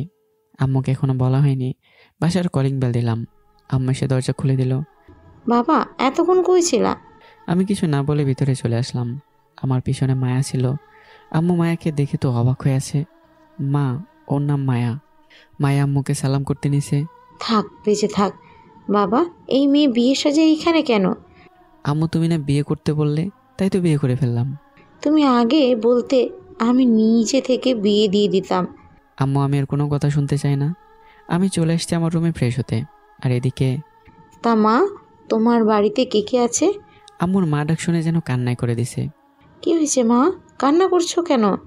আমারে না আজকে পর্যন্ত কেউ মা বলে ডাকেনি। আমার বয়স 2, তখন আমার মা বাবা গাড়ি অ্যাক্সিডেন্ট করে মারা যায়। তারপরে আমার মামার কাছে থেকে বড় হয়েছি। তারপরে সব কিছু বলে আম্মুর কাছে শুধু আমাদের বিয়ের কথা বাদে। ওইসব বাদ দাও। আজকে থেকে তুমিও আমার যেমন ছেলের বউ, তার আগে মেয়ে আম্মু বলে ডাকবে। আচ্ছা। আম্মু মায়াকে আমার রুমে রেখে তার রুম থেকে একটা শাড়ি দিয়ে গেল ফ্রেশ হয়ে পড়ার জন্য। আমি ফ্রেশ হয়ে বের হলাম আর মায়াকে বললাম ফ্রেশ হয়ে নিতে। মায়া ফ্রেশ হতে চলে গেছে। আমি রাজীবকে কল দিলাম বেলকনিতে গিয়ে। রাজীব। বলেন। এমপিকে নিয়ে আসছো কি? ওকে, কালকে আসছি। মায়া ফ্রেশ হয়ে চলে আসছে। আমি তো অবাক হয়ে গেছি। কি অপরূপ সুন্দর লাগছে মায়া আমার সামনে এসেই। এই যে শুনছেন, 2 বার ডাক দিয়ে ফেলেছে, তাও আমার যেন হুঁশ নেই। অতপর আমার শরীরে ধাক্কা দিতে আমার হুঁশ ফিরে আসে। আমি আর কিছুই বলতে পারলাম না। আমি তাড়াতাড়ি করে নিচে চলে আসলাম। লজ্জার জন্য আর উপরে থাকতে পারলাম না। মায়া একটা হাসি দিয়ে চলে আসলাম আমার পেছন পেছনে। সবাই একসাথে খাবার খেয়ে নিলাম। আমার কেমন জানি একটা খটকা লাগে। কেমনে সম্ভব এত তাড়াতাড়ি আম্মুর সাথে এত মিলে গেছে? আসলে জানেন কি, একটা ছেলে কিসে খুশি হয় আপনাদেরটা আমি বলতে পারবো না, কিন্তু আমার খুশি আমার আম্মুর খুশির মাঝে পাই। একজন ভালো বউ হতে হলে আগে একজন ভালো মেয়ে হয়ে দেখাতে হবে, তাহলে একজন ভালো বউ হতে পারবে। এখন যদি শাশুড়ি আপনার স্বামীর ভালো না চায় বা এক ছেলের প্রতি বেশি করে, তাহলে নিজেরটা দেখতে হবে। আমার কথায় ভুল হলে ক্ষমা করবেন। চলুন এবার গল্পে ফেরা যাক। সব কিছু ভালোই ছিল। বিপদটা হলো শোয়া নিয়ে। আমি খাট ছাড়া শুতে পারি না। মায়া, আমি আগে বলে দিই, আমি কিন্তু খাট ছাড়া শুতে পারি না। আমি কিন্তু সোফায় শুতে পারবো না। মায়া কিছুক্ষণ ভেবেই, আচ্ছা তাহলে মাঝে কোলবালিশ রাখেন, আমিও খাট ছাড়া শুইতে পারি না। আমারও আর কোনো কাজ ছিল না, তাই আমি ঘুমিয়ে পড়লাম। সকালে ঘুমটা আমারই আগে ভেঙে গেছে। আমি তো অবাক হয়ে রয়েছি, কিন্তু কিছু বলতে মন চাচ্ছে না। মায়া আমার বুকের মাঝে চুপটি করে শুয়ে আছে। কোলবালিশটা নিচে পড়ে আছে। ঘড়ির দিকে তাকাতে দেখি 8টা বেজে গেছে। কেউ আমাকে ডাকেনি আজকে। আমি মায়াকে ডাক দিলাম, মায়া, মায়া ওঠো, সকাল হয়েছে অনেক। মায়া হালকা নড়ে আবারও শুয়ে পড়লো। আমি আবারও ডাক দিলাম। কালকে আমি আর মায়া ভালোভাবে কথা বলে নিছি, তার জন্য তুমি করে বলতেছি। কি হয়েছে? দেখো কয়টা বাজে, আমার কলেজ আছে। মায়া ভালো করে ঘুম থেকে উঠে ঘড়ি দেখি ফ্রেশ হতে দৌড় দিছে। আমি তো অবাক হয়ে বসে আছি, বাচ্চাদের মতো করতেছে। মায়া ফ্রেশ হয়ে নিচে চলে গেছে। আব্বু ফোন দিছিল আজকে চলে আসবে। আমিও ফ্রেশ হয়ে চলে আসলাম। মায়া নিচে এসে দেখে আম্মু রান্না করতেছে। মায়া আম্মুর কাছে চলে গেল। আম্মু, আপনি রান্না করতেছেন কেন? আমি আছি না। আম্মু বলল, আমি থাকতে তোর কেন রান্না করতে হবে? আচ্ছা তুই কোন পর্যন্ত লেখাপড়া করেছিস? আম্মু, তুমি আগে এদিকে আসো। আর আমি তো এবার অনার্স প্রথম বর্ষে। আম্মু রান্নার কাছ থেকে সরে আসে। আচ্ছা মা, নে তুই রান্না কর। আচ্ছা আমি রবুয়েলকে বলবো তোরে নিয়ে ভর্তি করে দিতে। বাদ দাও না আম্মু। না। আমি ফ্রেশ হয়ে নিচে আসলাম। রাজীবকে কল করে সব বুঝে নিতে বলেছি যে আমি আজকে অফিসে আসবো। আম্মু খাবার দাও। মায়া যা তো খাবার দে। মায়া আমাকে খাবার দিচ্ছে। আম্মু তোমরা বসে পড়ো, আজকে আব্বু আসবে, সবাই একসাথে খাবার খেতে বসে পড়লাম। বাবা, ওরে তোর কলেজে ভর্তি করে দিস, আমি আজকে যাব না। খাবার খেয়ে রেডি থাকতে বললো, আমার তারা আছে, অফিসে যাবো আজকে। মায়া। আচ্ছা। খাবার খেয়ে বসে আছি বাইকে। এখনও মায়া আসার কোনো নামগন্ধই নেই। এখন বুঝতে পারলাম মেয়েরা আসলে রেডি হতে দেরি করে। মা একটা বোরকা পরে আছে, আমার ভালোই লাগছে। আম্মু হয়তো বলেছে পড়তে। আমি মায়াকে নিয়ে কলেজে চলে আসলাম। দেখি সুমাইয়ারা আমার দিকে তাকিয়ে আছে, কেমন করে যেন তাকিয়ে আছে। আজকে আমার ফ্রেন্ডরাও আসছে, আপনাদের তো বলাই হয়নি। ওদের কথা পরে বলি, এখন আগে মায়াকে ভর্তি করে আসি। মায়াকে ভর্তি করিয়ে ক্লাস দেখিয়ে দিয়ে ফ্রেন্ডদের কাছে চলে আসলাম। 2 জন, বেশি না, আবির আর নিলয়। আমি ওদের কাছে চলে আসলাম। কিরে শালা, একদিন আসি নাই তাই মেয়ে জুটাই ফেলছস? আরে না, ও আমার বউ হয় শালা। কি বললি আবার বল। আগে বলি সরি, কারণ হুট করে বিয়ে হয়ে গেছে তো, তাই বলতে পারিনি। চল শালা, আগে টিট দিবি, পরে কথা। আচ্ছা পরে, এখন না। ক্লাসের শেষে ক্লাস শেষ করে চলে আসলাম গেটের ওইখানে। মায়া আসলো, তার পেছনের দিকে সুমাইয়ারাও আসছে। রবিউল, এটা কে হয় তোমার? এনে আমাদের দূরের মেহমান। বলতে মায়া আমাকে একটা চিমটি মারছে। ও, তাহলে ঠিক আছে। না আপু, ওই মজা করছে। তাহলে কি হয় ও তোমার, রবিউল? বউ। কি? হঠাৎ করে হয়ে গেছে। চল, সবাইকে আমি ট্রিট দেবো। সুমাইয়ার কেমন যেন মনমরা হয়ে গেল। সবাইকে নিয়ে আমি রেস্টুরেন্টে চলে আসলাম। খাবার খাওয়া শেষে আবির, নিলয়, সুমাইয়াদের বিদায় দিয়ে একটু দূরে এসে রাজীবকে কল দিলাম। রাজীব, গাড়ি নিয়ে আসো। কল কেটে দিয়ে, আপনি তখন ওইরকম করলেন কেন? কেমন? সুমাইয়ার সামনে বউ বলতে বললেন কেন? আমি আপনার বউ তাই। আইসি আমার বউ। আপনার বউ মানে কে? মায়া আমারও আমার বাড়ির সবার ব্যবহার দেখে আস্তে আস্তে আমাকে ভালোবেসে ফেলেছে। না, দেরি হবে, আমার কাজ আছে। তাহলে আমার রেখে আসেন। আপনি একা যেতে পারবেন কি? আমি একা যাব না, আমি আপনার সাথেই যাব। মায়ের সাথে কথা বলতে বলতেই রাজীব চলে আসছে। উঠে চালু করে, আর কে এই মেয়ে? তোর ভাবি। আমার কথা শুনে আমার দিকে হা হয়ে তাকিয়ে আছে। মজা করস? তুই করবি প্রেম? আমি কি বলছি আমি প্রেম করি? আমি বলছি তোর ভাবি। এর মাঝে গাড়িতে উঠে পড়ছি। তাহলে? তোর ভাবি আমার বউ, এটা বুঝতে পারিস না? রাজীব অবাক হয়ে এমনভাবে ব্রেক দিছে যে মায়ার সিটের সাথে বাড়ি খাবে। আমি তাকে হাত দিয়ে ফিরিয়ে দিই। আর শালা কালকে বিয়ে করছি। বললি না তো? আচ্ছা পরে কথা বলি বিষয়ে, তাড়াতাড়ি কর। 20 মিনিট পর চলে আসলাম বস্তিতে। মায়া দেখে অবাক হয়ে রয়েছে। মায়াকে বস্তির সবার সাথে পরিচয় করে দিলাম। মায়াকে বললাম কাকিদের সাথে কথা বলতে। আমি রাজীবদের নিয়ে এমপির কাছে আসলাম। কি খবর এমপি সাহেব? কে কে কে রে তুই? সবাই তো আমার এক নামে চেনে, আরেস। এখন আপনি কি চিনতে পারছেন? এই রাফি, ওর মুখ আর চোখের বাঁধন খুলে দে। রাফি বাঁধন খুলে দিল। এমপি সাহেব নাম শুনে ভয় পেয়ে গেছে। আমি বেশি কথা বলতে পছন্দ করি না, তাই বলে ফেলেন, কে আসে আপনার সাথে কলেজে ড্রাগস দিতে? তাহলে আপনাকে ছেড়ে দেব। আমার কথা শুনে ভয়ে কাঁপতেছে। আর কে গ্রুপের মালিক আছে? রাজীব, কালকের মধ্যে খবর নে। ওকে। খবর সত্য হলে তোর কপাল ভালো। চলে আসলাম মায়ের কাছে। দেখি সবার সাথে ভালোই গল্প করছে। মায়া চলো। মায়াকে নিয়ে গাড়ির কাছে আসলাম। রাজীব, অফিসে চল। বাসায় যাবি না? না, ডিল আছে একটা। মায়াকে সাথে করে অফিসে চলে আসলাম। সবাই জানে আমি স্বাভাবিকভাবেই থাকি, এত দামি পোশাক পরি না। অফিসের ডিল শেষ করে চলে আসলাম। আমার বিয়ে একটা মেয়ে, নাম মাইশা। স্যার, এই মেয়েটাকে? আমি একটু সন্দেহ নিয়ে তাকালাম। কেন? এমনি বলেন না। তোমাদের ম্যাডাম। কে? ঠিকই শুনেছেন। মায়া আর আমি বাড়িতে চলে আসলাম। মায়া আম্মুর কাছে চলে গেছে। আমি রুমে চলে আসছি ফ্রেশ হতে। এইদিকে মায়া আম্মুর কাছে বিচার দিতেছে। আম্মু জানো কি হয়েছে? তোমার ছেলে কি করছে? কি করছে মা? আমার আম্মুরে কি করেছে? তাদের কথার মাঝে আমি ফ্রেশ হয়ে নিচে চলে আসছি। ওই ওর মেয়ে বান্ধবীদের সামনে বলে আমি বলে মেহমান হই। কি? ধারা দেখাইতেছি মজা। বলেই আমার কান টেনে ধরলো। আম্মু প্লিজ ছাড়ো, আর এরকম করবো না। মনে থাকে জানো, আমার মেয়ের সাথে আবার ওই রকম করলে তোমার খবর আছে। আচ্ছা। এইভাবে চলে যায় 2টা মাস। আজকে আমরা সপরিবারে রাজীবের বিয়েতে সবাই গাড়িতে করে রওনা দিলাম সেই পরিচিত জায়গায়। যেতে যেতে 3 ঘন্টা সময় লাগলো। রাজীব আমাদের আগিয়ে দিয়ে গেল। রাজীবের আম্মুর সাথে দেখা। কেমন আছো বাবা? আসসালামু আলাইকুম। আলহামদুলিল্লাহ ভালো আন্টি। রাজীব, কাজের কথা মনে আছে তো? আমি এখানে কেন আসছি? আজকে খোঁজ নিয়েছি, আজকে পেয়ে যাবেন। কিসের কাজ? কিছু না। রাজীব আমাদের রুম দেখিয়ে দিয়ে চলে গেল। মায়াকে বললাম ফ্রেশ হয়ে নিতে। মায়া চলে গেল। আমি বারান্দায় এসে একটা সিগারেট ধরালাম। ভাবতেছি কি থেকে কি হয়ে গেল। আমার এই কয়েক বছরে আগে কি ছিলাম, এখন কি হয়ে গেছি। মায়া আমার ব্যাপারে সবই জানে। আমি মায়ের প্রতি অনেকটা দুর্বল হয়েছি বললেই চলে। মায়ের কথাবার্তা দেখে বোঝা যায় আমাকে ওই ভালোবাসে। সিগারেট শেষ, মায়া ফ্রেশ হয়ে বের হয়েছে। আমি ফ্রেশ হতে যাব, তখনই মায়া আমার হাত ধরলো। তুমি সিগারেট খাইলা তাই না? হুম। কেন? ওই তোরে সিগারেট খাইতে না করছি না? আমার মন ভালো নেই, তাই খেয়েছি বলে ফ্রেশ হতে চলে গেলাম। ফ্রেশ হয়ে নিচে চলে আসলাম, দেখি সবাই বসে আছে। রাজীব আমাকে ছাদে নিয়ে গেল।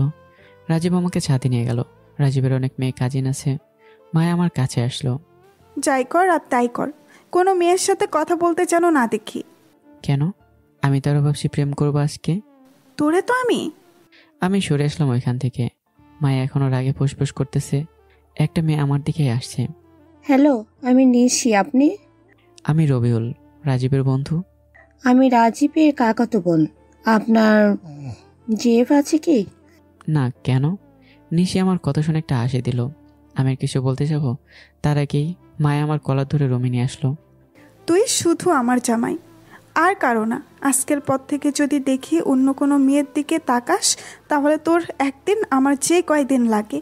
তুমি কি আমাকে ভালোবাসো? হুম, ভালোবাসি। তো কি হয়েছে? আমাকে স্বামী হিসেবে মেনে নিছো? হুম। তাহলে কি আজকে আমাদের বাসরাত হবে? মায়া লজ্জায় লাল হয়ে গেছে। আমি তোমাকে খুব ভালোবাসি। আমি তোমাকে খুব ভালোবাসি। আমি এত ভালো করে রোমান্টিক হতে পারি না, তাই রোমান্স কম হবে। রাতের খাবার খেয়ে রুমে চলে আসলাম। মায়া, চলো জীবনকে নতুন করে শুরু করি। 2 রাকাত নফল নামাজ আদায় করি।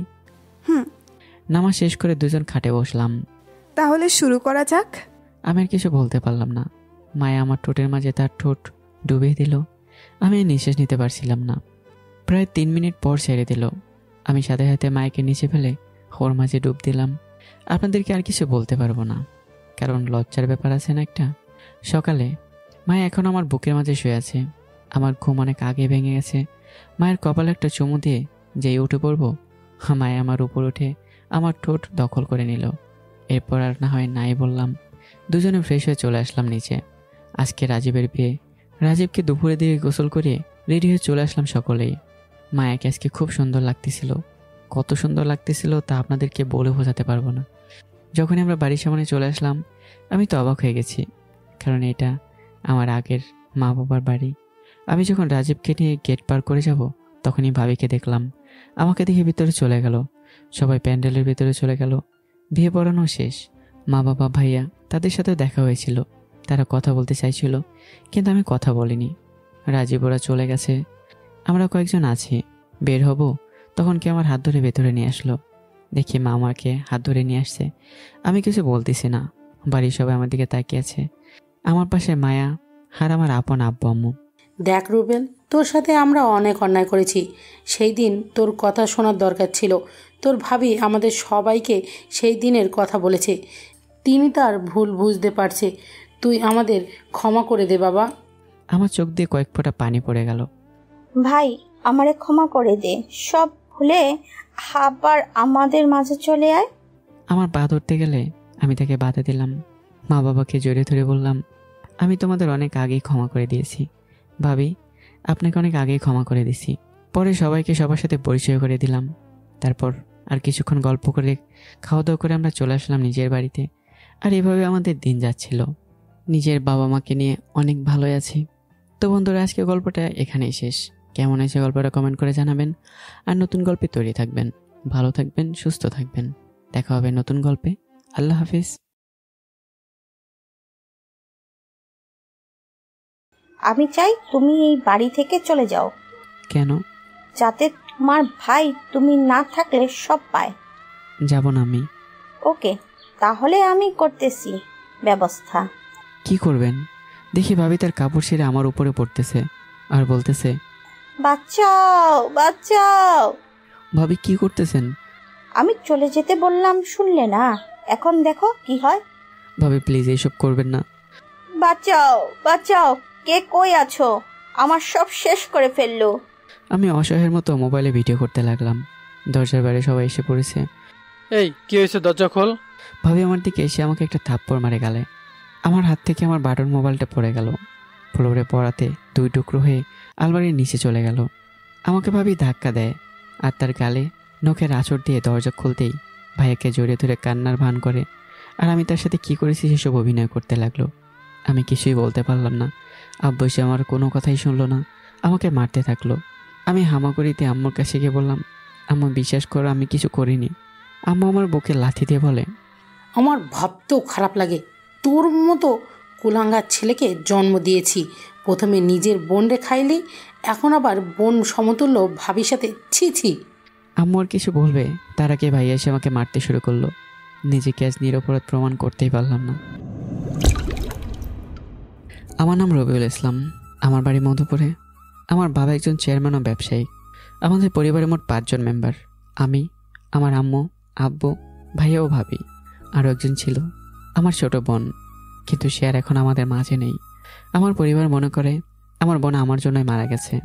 আমার বয়স যখন 5 বছর, একদিন আমরা সকলে মিলে মার্কেট করতে যাই। আমার বোন আমার সাথেই ছিল, আর তাকে দেখার দায়িত্ব ছিল আমার। এমন সময় আমার প্রসাবের খুব চাপ দেয়, আর আমি তাকে দাঁড় করিয়ে রেখে যাই আমার কাজ সারতে। এসে দেখি আমার বোন আর সেখানে নেই। আমি একে খুঁজতে খুঁজতে রাস্তায় চলে যাই। রাস্তায় গিয়ে দেখি অনেক ভিড়, আর সেখানে গিয়েই আমার বোনের নিথর দেহটা পড়ে থাকতে দেখি।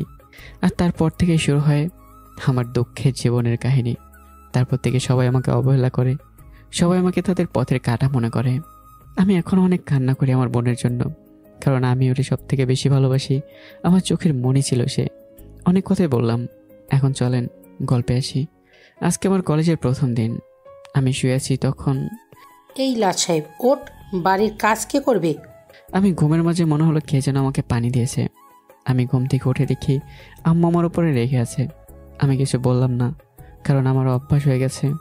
আমি উঠে ফ্রেশ হয়ে উঠান ঝাড়ু দিলাম, থালা বাসন ধোয়া থেকে রান্না সব করলাম। সবাইকে খাবার খাওয়ার জন্য ডেকে আসি, কারণ আমি থাকলে নাকি তাদের খাবার খেতে সমস্যা হয়। আমি রুমে এসে রেডি হলাম, কারণ আজকে আমার কলেজের প্রথম দিন। আমি একবার জানালাতে দেখে নিলাম কেউ আসে কিনা। দেখলাম না, কেউই নেই। তাই আমি খাবার খেতে গেলাম। জানি আমার জন্য কখনো ভালো খাবার থাকবে না। আমি গিয়ে দেখি আমার জন্য কালকের পান্তা ভাত নিয়ে বসে আছে আমার আম্মা জান। আমি কিছু মনে করি না, কারণ আমার সব শুয়ে গেছে। আমি খাবার খেয়ে দেখি সবাই বসে আছে হলরুমে। আমি আব্বুর সামনে গিয়ে সালাম করতে যাব, অমনি তিনি আমাকে লাথি মারে, আর আমি দৌড়ে পড়ে যাই। আমি উঠে আম্মুকে সালাম করতে যাই, উনি একই কাজ করলেন। পরে আমি চলে যাই কলেজে। বাড়িতে বোঝার মতো মানুষ হলো আমার ভাইয়ার ভাবি। মন চাই যে বাসা থেকে চলে যাই। আজকে আমার কলেজের প্রথম দিন। আমি কলেজে চলে আসলাম। সিয়াম, সামি, নাজমুল, এরা 3 জন আমার ফ্রেন্ড। কেমন আছোস? ভালো, তুই? আমিও ভালো আছি রে। ওরা আসেনি? না, ওরা আসবে না। আয় ক্লাস করে আসি। আজকে ক্লাস হবে না রে। তাহলে? আরে আয়, দেখবি নি। ক্লাসে চলে আসলাম। ঘরোয়াভাবে আমাদের বরণ করে নিল। 1টার দিকে কলেজ শেষ করে বাড়িতে চলে আসলাম। বাড়িতে ফিরে এসে দেখি আমার মা। কলিং বেল দিলাম, আম্মা এসে দরজা খুলে দিল। আসছে নবাবজাদা, আহেন বাড়ির ভেতরে। গেছে কলেজ করতে, শিক্ষিত হবে সে। বাড়ির কাজ কে করবে? তাড়াতাড়ি কাজ কর। আম্মু, করতেছি বাড়ির কাজ। ওই তুই আমারে আম্মু ডাকবি না। আমি কিছু বললাম না, চলে আসলাম মাথা নিচু করে। আমার রুমে এসে শুয়ে পড়লাম। অনেক ক্লান্ত লাগতেছে। একটু পর আমি গোসল করতে চলে গেলাম। তারপর খাবার খেতে গেলাম। গিয়ে দেখি কিছুই নেই, তাই 1 গ্লাস পানি খেয়ে নিলাম। রান্না করা শুরু করে দিলাম। রান্না করতে করতে রাত হয়ে গেল। জানি না ভাবি কেন আমাকে দেখতে পারে না। ভাই আবার তেমন না, আমাকে অনেক আদর করে। আমি ফ্রেশ হয়ে পড়তে বসলাম। রাত 9টা। পড়াশোনা শেষ করে খাবার খেতে গেলাম। খেতে গিয়ে দেখি ভাইয়া খাবার খাচ্ছে। আব্বু হয়তো খাবার খেয়েছে। আমি খাবার নিয়ে চলে আসলাম আমার রুমে। খাবার খাচ্ছি, এমন সময় আমার রুমে ভাবি আসলো। ভাবি, কিছু বলবেন? বলতেই তো আসলাম। ও, আমি চাই তুমি এই বাড়ি থেকে চলে যাও। কেন? যাতে তোমার ভাই তুমি না থাকলে সব পায়। যাব না আমি। ওকে, তাহলে আমি করতেছি ব্যবস্থা। কি করবেন? দেখি ভাবি তার কাপড় ছেড়ে আমার উপরে পড়তেছে আর বলতেছে, বাঁচাও বাঁচাও। ভাবি কি করতেছেন? আমি চলে যেতে বললাম, শুনলে না? এখন দেখো কি হয়। ভাবি প্লিজ এইসব করবেন না। বাঁচাও বাঁচাও, কে কই আছো? আমার সব শেষ করে ফেললো। আমি অসহায়ের মতো মোবাইলে ভিডিও করতে লাগলাম। দরজার বাইরে সবাই এসে পড়েছে। এই কি হয়েছে, দরজা খোল। ভাবি আমার দিকে এসে আমাকে একটা থাপ্পড় মারে গালে। আমার হাত থেকে আমার বাটন মোবাইলটা পড়ে গেল। ফ্লোরে পড়াতে 2 টুকরো হয়ে আলমারির নিচে চলে গেল। আমাকে ভাবি ধাক্কা দেয়, আর তার গালে নখের আঁচড় দিয়ে দরজা খুলতেই ভাইয়াকে জড়িয়ে ধরে কান্নার ভান করে, আর আমি তার সাথে কি করেছি সেসব অভিনয় করতে লাগলো। আমি কিছুই বলতে পারলাম না। আব্বু এসে আমার কোনো কথাই শুনলো না, আমাকে মারতে থাকলো। আমি হামাগুড়িতে আম্মুর কাছে গিয়ে বললাম, আম্মু বিশ্বাস করো আমি কিছু করিনি। আম্মু আমার বুকে লাথি দিয়ে বলে, আমার ভাবতেও খারাপ লাগে, তোর মতো কুলাঙ্গার ছেলেকে জন্ম দিয়েছি। প্রথমে নিজের বোনরে খাইলি, এখন আবার বোন সমতুল্য ভাবির সাথে, ছি ছি। আম্মু আর কিছু বলবে তার আগে ভাইয়া এসে আমাকে মারতে শুরু করলো। নিজেকে আজ নিরপরাধ প্রমাণ করতেই পারলাম না। আমাকে অনেক মারার পর চলে গেল। আমি মার সহ্য করতে না পেরে অজ্ঞান হয়ে পড়েছিলাম। রাত পার হয়ে দিন শেষ। জ্ঞান ফিরিয়ে দেখি আমার পরনের গেঞ্জি আমার শরীরের সাথে লেগে আছে। আস্তে আস্তে উঠে ফ্রেশ হয়ে আসলাম। নিয়ত করেছি আর এইখানে থাকবো না, যেই বাবা সেই কাজ। ভাঙা মোবাইল আর আমার কিছু টাকা ছিল, তা নিয়ে চলে আসলাম। কেউ দেখেনি, কারণ সবাই বেড়াতে গেছে ভাবির মন ভালো করতে। আমি একটা বাসের টিকিট কেটে চলে আসলাম নতুন শহরে। রাত বাজে তখন 11টা। জানি না কি থেকে কি হয়ে গেল আমার সাথে। আমার জীবনে অনেক কিছু এখন পরিবর্তন হয়ে গেছে। জীবন থেকে বোন যাওয়ার পর থেকে কথাগুলো ভাবতে ভাবতে কেমন জানি চোখটা ভিজে আসছে। আমি এখন ঢাকায় আছি, একটা চাকরি খুঁজতে হবে। জানি না জীবন কিভাবে চালাবো। হঠাৎ কেমন যেন একটা শব্দ হলো। আমি এতক্ষণ বসেছিলাম একটা ব্রাঞ্চে। আমি ব্রাঞ্চ থেকে উঠে একটু এগিয়ে গিয়ে দেখি একটা গাড়ি অ্যাক্সিডেন্ট করেছে। গাড়িতে 2 জন লোক। আমি তাড়াতাড়ি করে গাড়ির দরজা খুলে বের করলাম। এখন আমি গাড়ি কোথায় পাবো? তাদেরকে হসপিটালে নিব কিভাবে? এমন সময় দেখি সামনে একটা ঠেলা গাড়ি পড়ে আছে। তারপর তাদেরকে ঠেলা গাড়িতে করেই বাস স্ট্যান্ডের কাছাকাছি হসপিটালে নিয়ে গেলাম। ডক্টররা দেখেই খুব তাড়াতাড়ি করেই ওনাদেরকে ওটিতে নিয়ে গেল। এক নার্স বলতে লাগলো, আজহার আহমেদ ও তার স্ত্রী বাংলাদেশের নামকরা ব্যবসায়ী। আমি কিছু বললাম না। আমার শরীরে এখনও রক্ত লেগে আছে। একটু পর ডক্টর বের হয়ে বলল, রক্ত লাগবে বি পজিটিভ। তখন আমি বললাম, আমার রক্ত বি পজিটিভ। আপনি কি আগে রক্ত দিয়েছেন? না, আমি আগে দেইনি। নার্স, তার রক্ত পরীক্ষা করে 2 ব্যাগ রক্ত নেন আর হাসপাতালে থেকে 2 ব্যাগ রক্ত নিয়ে আসেন। আচ্ছা স্যার। রক্ত নেওয়াতে আমি অনেক ক্লান্ত। রাতে কিছু না খাওয়াতেও অজ্ঞান হয়ে গেছি। সকালে আজকে অনেক ক্লান্ত। ডক্টর আসলো আমার কাছে। আপনার শরীরে এত মারার দাগ কেন? আসলে আমি এখন কিছু বলতে চাই না। আমি যাদের নিয়ে এসেছি তারা এখন কেমন আছে? আলহামদুলিল্লাহ, তারা এখন ভালো আছে। জ্ঞান ফিরবে একটু পরেই। এই নেন আপনার খাবার। নার্স আমার খাবার দিল, আমি খেয়ে নিলাম। খাবার খেয়ে বের হলাম তাদের সাথে দেখা করতে, রুম নাম্বার 103। আপনাদের এখন কেমন লাগছে? আজহার আহমেদকে আঙ্কেল ও তার স্ত্রীকে আন্টি ডাকলাম। আলহামদুলিল্লাহ ভালো। এখন আমাদের এইখানে যে আনছিলে সে কই? আসছে, এই যে। আসসালামু আলাইকুম আঙ্কেল। ওয়ালাইকুম সালাম। তা বাবা তোমার বাসা কই? আসলে আমার এই দুনিয়াতে কেউ নেই, কালকে আসছে ঢাকা। আচ্ছা বাবা, মন খারাপ করো না। আমাদের সাথে থাকবা কি বাবা? আমাদেরও কেউ নাই, তুমি আমাদের জীবন বাঁচিয়েছো। বাবা, আমাদের ছেলে মেয়ে নাই, তুমি আমাদের ছেলে হয়ে থাকবে কি বাবা? আমি কিছু বলতে পারছি না, আমার মুখে কথা আসছে না। আমি কান্নাই করে দিলাম। আন্টি, কি বলবো আর, নিজের মা বাবারে আপন মনে করেনি। কি হয়েছে বাবা তোমার সাথে? আন্টি বেড থেকে উঠে আমাকে জড়িয়ে ধরলো। আমি কান্না করতে করতে সব বলে দিলাম। আন্টি আমার কপালে একটা চুমু দিল আর আমাকে বলল, আচ্ছা, আজকে থেকে আমাকে মা ডাকবে না বাবা? আজকের মতো করে কি বলিনি আমাকে। তাহলে ডাক বাবা একবার। মা মা। আজকে তো 2 দিন আমরা হাসপাতালে আছি, আজকে চলে যাব। আমি এখন এনাদেরকে আব্বু আম্মু বলেই ডাকবো। বাবা দেখ তো তোমার রহিম চাচা আসছে নাকি? আচ্ছা আম্মু। আমি নিচে যাব, তখন চাচা আসে। আমরা সকলে বাড়ির দিকে যাচ্ছি। বাড়িটা অনেক সুন্দর দেখায়, রাজপ্রাসাদের মতো। বাড়ির সামনে বাগান আছে, আবার গাড়ি রাখার জায়গাও আছে। আমার ভালো লাগলো বাড়িটা। বাবা এইটা হলো তোমার রুম। আম্মু, এইটা তো কোনো রুম না, বাড়ি মনে হচ্ছে, সব কিছুই আছে। আব্বু তুমি ফ্রেশ হয়ে আসো। আচ্ছা আম্মু। আম্মু আমার কপালে একটা চুমু দিয়ে গেল। আমি ফ্রেশ হয়ে নিচে গেলাম। আমার এখন তাদেরকে আব্বু আম্মু বলে ডাকতে কোনো সমস্যা হয় না। আব্বু কি করো? তোমার খাবার খাইতে আসো। আব্বু আসো, তোমার জন্য বসে আছিলাম, এখন খাবার খাবো। আমি তো খাবারের আয়োজন দেখে অবাক। আম্মু, এত খাবার আমি কিভাবে খাবো? আরে বাবা, বিসমিল্লাহ বলেও শুরু করো। রাতের খাবার শেষ করে রুমে আসলাম, ঘুম দিলাম একটা। সকালে আমি ফ্রেশ হয়ে নিচে আসলাম। বাবা উঠছো? খাবার খাইও, আসো। সবাই খাবার খেলাম। আজকে রবিউল রে কলেজে ভর্তি করে দিয়ে আসবা। আমিও তাই ভাবছি। আজকে আমরা সবাই বেড়াতে যাব। আব্বু অনেক মজা হবে। হুম। আজকে সবাই অনেক মজা করলাম। আমাকে কলেজে ভর্তি করে দিয়েছে। আমার সব কাগজ নিয়ে আসছে আব্বু লোক দিয়ে। সবাই রাতে বাইরে থেকে খাবার খেয়ে আসলাম, ঘুমোতে গেলাম। অনেক ক্লান্ত আজকে। সকালে ফ্রেশ হয়ে নিচে আসছি কাপড় পরে। আব্বু আমার দিকে তো অবাক। আব্বু তুমি এইসব কি কাপড় পরেছো? বাবা, আমাদেরকে কিছুর কম আছে? তুমি এইগুলো কি পরছো? আব্বু আম্মু তোমরা শান্ত হও, আমি বলছি কেন এসব পরছি। আসলে আমি নর্মাল কাপড় পরছি। বলো, কি বলবে? আব্বু আম্মু আমি নর্মালভাবেই চলতে চাই।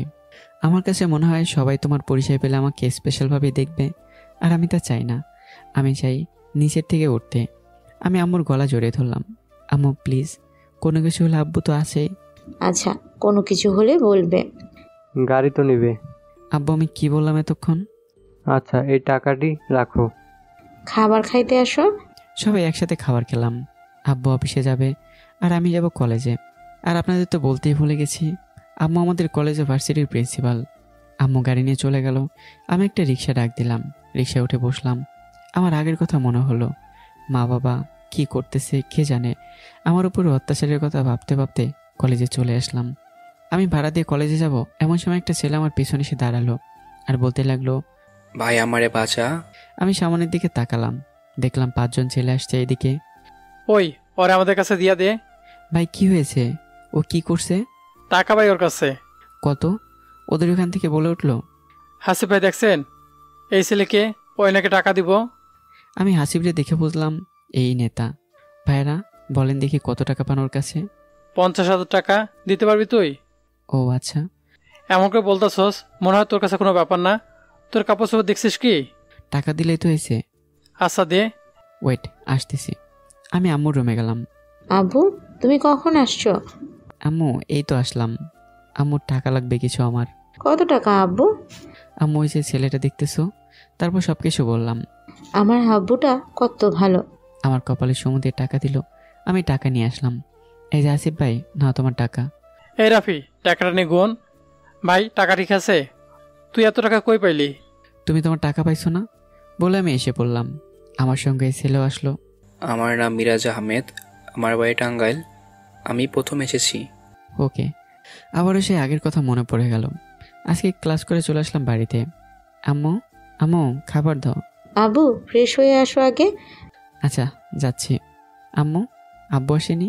না, আসবে একটু পরে। আমি ফ্রেশ হয়ে খাবার খেতে আসলাম। আব্বু তুমি কখন আসছো? এই তো বাবা, আইসা ফ্রেশ হইয়া খাবার খাইতে আসলাম।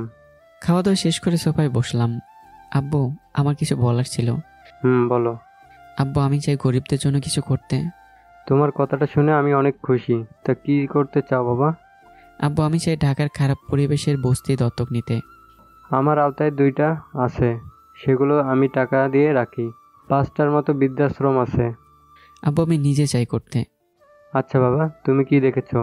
হ্যাঁ আব্বু, তোমার অফিসে যাওয়ার পথে একটা আছে না, ওইটা। আচ্ছা চলো, সব ঠিক করে আসি। আব্বু কাকে যেন কল দিল। তারপর কথা বলে গাড়ি নিয়ে বস্তিতে চলে আসলাম। বস্তিতে 1000-এর উপরে ঘর আছে। আব্বু আমার দিকে একটা এটিএম কার্ড দিয়ে বলল, এইখানে অনেক টাকা আছে, তোমার যা করা লাগে করো।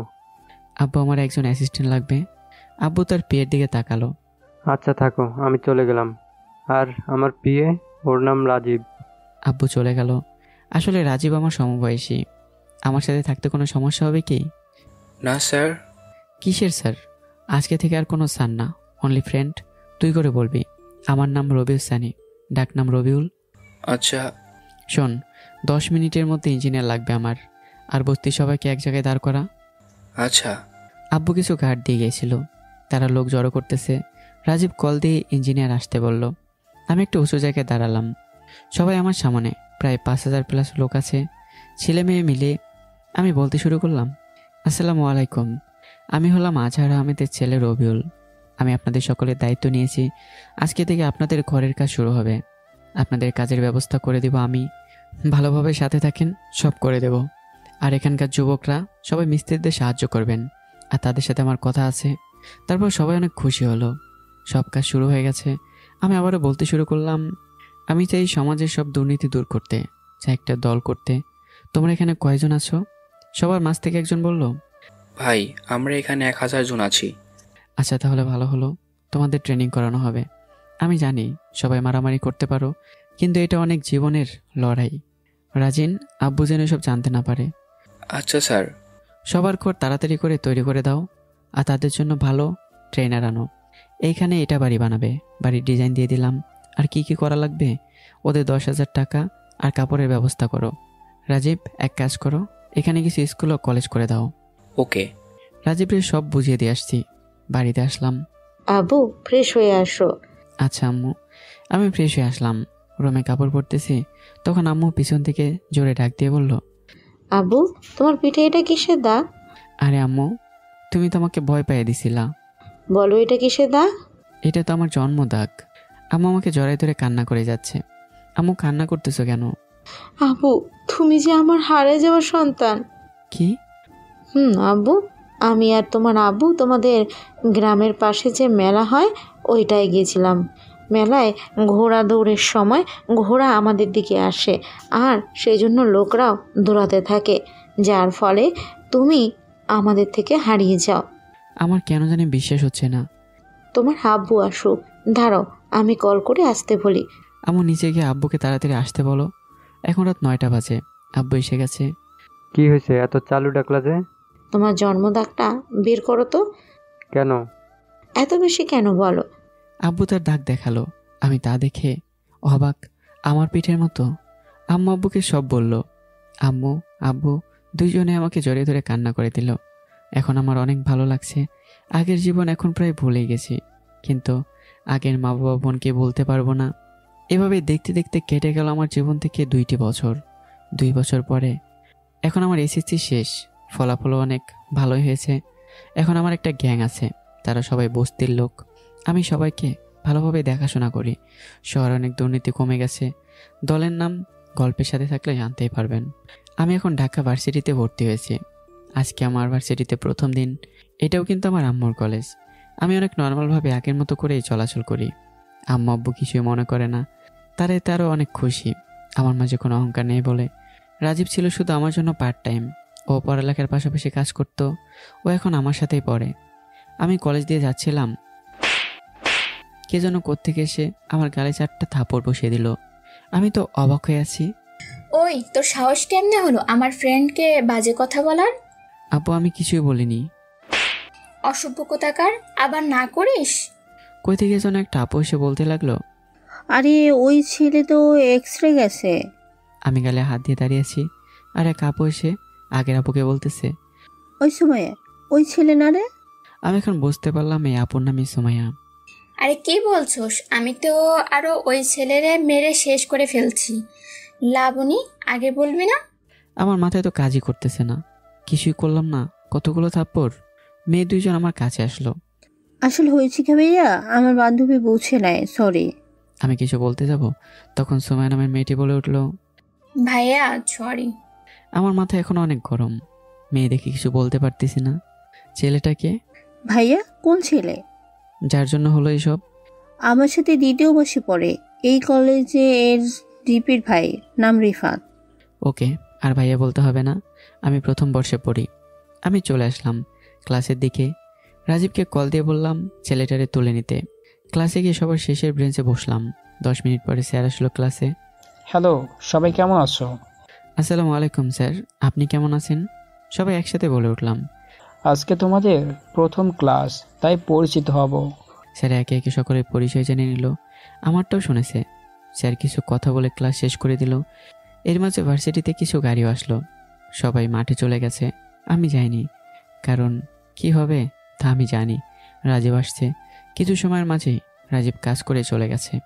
কলেজ থেকে বেরোচ্ছি, তখন লাবণী আপু সামনে এসে দাঁড়াইছে। তখন তো কিছু বলে নাই। আমি কিছু মনে করিনি। না, ক্লাস কেমন লাগলো? ভালোই লাগছে। আচ্ছা আমি আসি, আমার কাজে যেতে হবে। সুমাইয়া হঠাৎ করে কথাটি বলে ওঠে। তুমি কি কাজ করো? আরএস কোম্পানিতে কাজ করি। আর কিছু পাইলা না? ওই কোম্পানিতে তুমি চাকরি পাইলা? সেন। আমি ওর কথায় কান্না দিয়ে চলে আসলাম। অফিসে গিয়ে কিছু কাজ ছিল, করে দুপুরে চলে আসলাম। আব্বা ফ্রেশ হয়ে আসো, খাবার দিতেছি, পরে কথা বলবো। আচ্ছা। আমি ফ্রেশ হয়ে নিচে আসলাম। আম্মু খাবার দিল। আম্মু, আব্বু আসেনি? না আব্বা। তুমি খাবার খেয়েছো কি? বাবা, আমার না বাড়িতে কেমন একা একা লাগে। তুমি তো কলেজে থাকো। আমি এত রান্না করতে পারবো না। না করলে কাজের লোক রাখবো। না বাবা, আমাদের কি নাতি নাতনির মুখ দেখবো না? আমার খাওয়া দাওয়া শেষ, আমি আসলাম। এই দাঁড়া দাঁড়া বলছি। পরে রুমে এসে দিলাম একটা ঘুম। 4টা বাজে একটা কল আসলো, ঘুম ভাঙলো। একেবারে ঘুমের 12টা বাজিয়ে দিছে। ফোনটা হাতে নিয়ে দেখে রাজীব কল করেছে। আসসালামু আলাইকুম স্যার। ওয়ালাইকুম আসসালাম। বলো কি হয়েছে?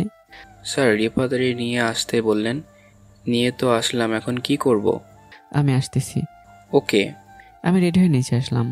আম্মুর সাথে দেখা। এই শোন, তুমি যেখানে মনে চাই যাও, কোনো সমস্যা নেই, কিন্তু তোমাকে বিয়ে করতে হবে। কালকে মেয়ে দেখতে যাব। এখন বিয়ে কই থেকে আসলো আম্মু? না, আমি কোনো কথা শুনতে চাই না। ওকে, কালকে দেখতে যাব, কিন্তু আমি এখন বিয়ে করব না। আমি চলে আসলাম এই কথা বলেই। গাড়ি নিয়ে চলে আসলাম বস্তিতে।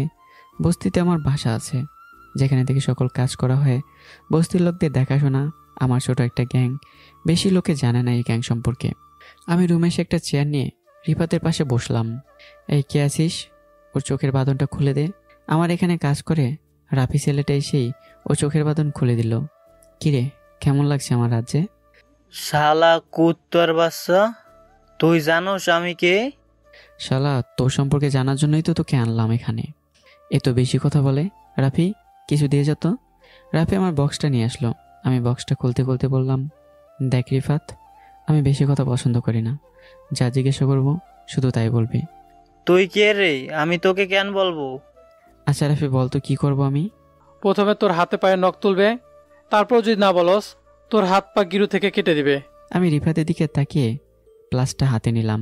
রিফাত ভয় পেয়ে বলতে শুরু করলো, ভাই ভাই কিছু করা লাগবে না, কি শুনবেন, কি জানতে চান?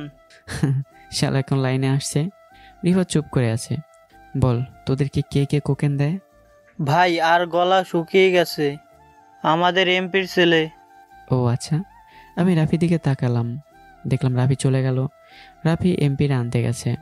আমি শুনলাম তুই নাকি কলেজে মেয়েদের ডিস্টার্ব করিস। ভাইয়া, আমার জীবনে আর এরকম করব না। এর জন্য তোকে শাস্তি পেতে হবে। ওর একটা হাত ভেঙে দিলাম। আর কখনো যেন না শুনি যে কাউকে ডিস্টার্ব করেছিস। আচ্ছা ভাই। আমি চলে আসলাম। রাজীবকে কল দিলাম। এই রাজীব, আমারে কে বিয়ের কথা বলছে রে? আমি কিছু বলি নাই ভাই। শালা, আমি কি বলছিলাম তুই কি বলছস? খাবি একবার, তোরে খালি হাতের কাছে পাই। কল কেটে দিলাম। এমন সময় গাড়ির সামনে একটা মেয়ে এসে দাঁড়িয়ে পড়ছে। আমি গাড়ি জানালা দিয়ে মাথা বের করলাম। কে আপনি? প্লিজ সাহায্য করেন, আমার পেছনে লোক আসছে। আমি আপনারে পরে বলি, আগে এখান থেকে সরেন। বলতে বলতে গাড়িতে উঠে পড়েছে। আমি আর কিছু বললাম না, গাড়ি নিয়ে চলে আসলাম ওখান থেকে। কিছু দূর এসে মেয়েটাকে নামালাম গাড়ি থেকে। এখন বলেন কি হয়েছে? আমার মা বাবা কেউ নেই, মামার কাছে থেকে বড় হয়েছি। মামা টাকার জন্য একটা বাজে লোকের সাথে আমার বিয়ে দিতে চাই। ধ্যাত, কান্না করেন কেন? বলেন কি হয়েছে? পরে আমি তাদের ওইখান থেকে পালাই আসি। আমার পেছনে ওই লোকগুলো আমার পেছনে আসছিল। আচ্ছা, কান্না বাদ দেন। এখন কি করবেন? কোথায় যাবেন? আমার যাওয়ার মতো কোনো জায়গা নাই। আরে তোরে কান্না করতে না করছি না? আমার সাথে যাবেন কি? চুপ করে আসেন কেন? আমি আমি আচ্ছা তাহলে আমি আসি। আচ্ছা, কিন্তু আমার একটা শর্ত আছে। কি? আমারে বিয়ে করতে হবে। কি মজা করেন আমার সাথে? আমি গেলাম, থাকেন। আমি ভালো করে মেয়েটার দিকে তাকালাম। ভালোই তো আছে দেখতে। আমি তো ভালো করে দেখিনি। আম্মু বিয়ে বিয়ে করে মাথাটা নষ্ট করে ফেলছে। আমার কিছু শর্ত আছে। আমি বিয়ে করতে পারি, কিন্তু আমার ব্যাপারে কোনো নাক গলাতে পারবে না। আমার আম্মু সেবা করতে হবে। এক কথায় বলতে গেলে বিয়ের নাটক করতে হবে। বিয়ে হবে, কিন্তু কোনো অধিকার দেখাতে পারবে না আমার উপরে। ওকে। আচ্ছা, তোমার নাম কি? নুসরাত জাহান মায়া। আমি যদি মায়া বলে এটা কি কোনো সমস্যা আছে কি? না। এখন বাজে রাত 9টা। আমার আর মায়ের বিয়ে হয়ে গেছে। এখন আমরা বাসার সামনে দাঁড়িয়ে আছি। আম্মুকে এখনো বলা হয়নি। বাসার কলিং বেল দিলাম। আম্মু এসে দরজা খুলে দিল। বাবা, এতক্ষণ কই ছিলা? আমি কিছু না বলে ভিতরে চলে আসলাম। আমার পিছনে মায়া ছিল। আম্মু মায়াকে দেখে তো অবাক হয়ে আছে। মা, ওর নাম মায়া। মায়া আম্মুকে সালাম করতে নিছে। থাক, বেঁচে থাক। বাবা, এই মেয়ে বিয়ে সাজে এইখানে কেন? আম্মু, তুমি না বিয়ে করতে বললে, তাই তো বিয়ে করে ফেললাম। তুমি আগে বলতে আমি নিজে থেকে বিয়ে দিয়ে দিতাম। আম্মু, আমি আর কোনো কথা শুনতে চাই না। আমি চলে এসেছি আমার রুমে ফ্রেশ হতে। আর এদিকে তা মা, তোমার বাড়িতে কে কে আছে? আম্মুর মা ডাক শুনে যেন কান্নাই করে দিছে। কি হয়েছে মা, কান্না করছো কেন?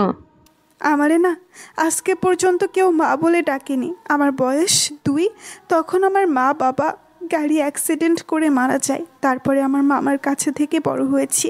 তারপরে সব কিছু বলে আম্মুর কাছে শুধু আমাদের বিয়ের কথা বাদে।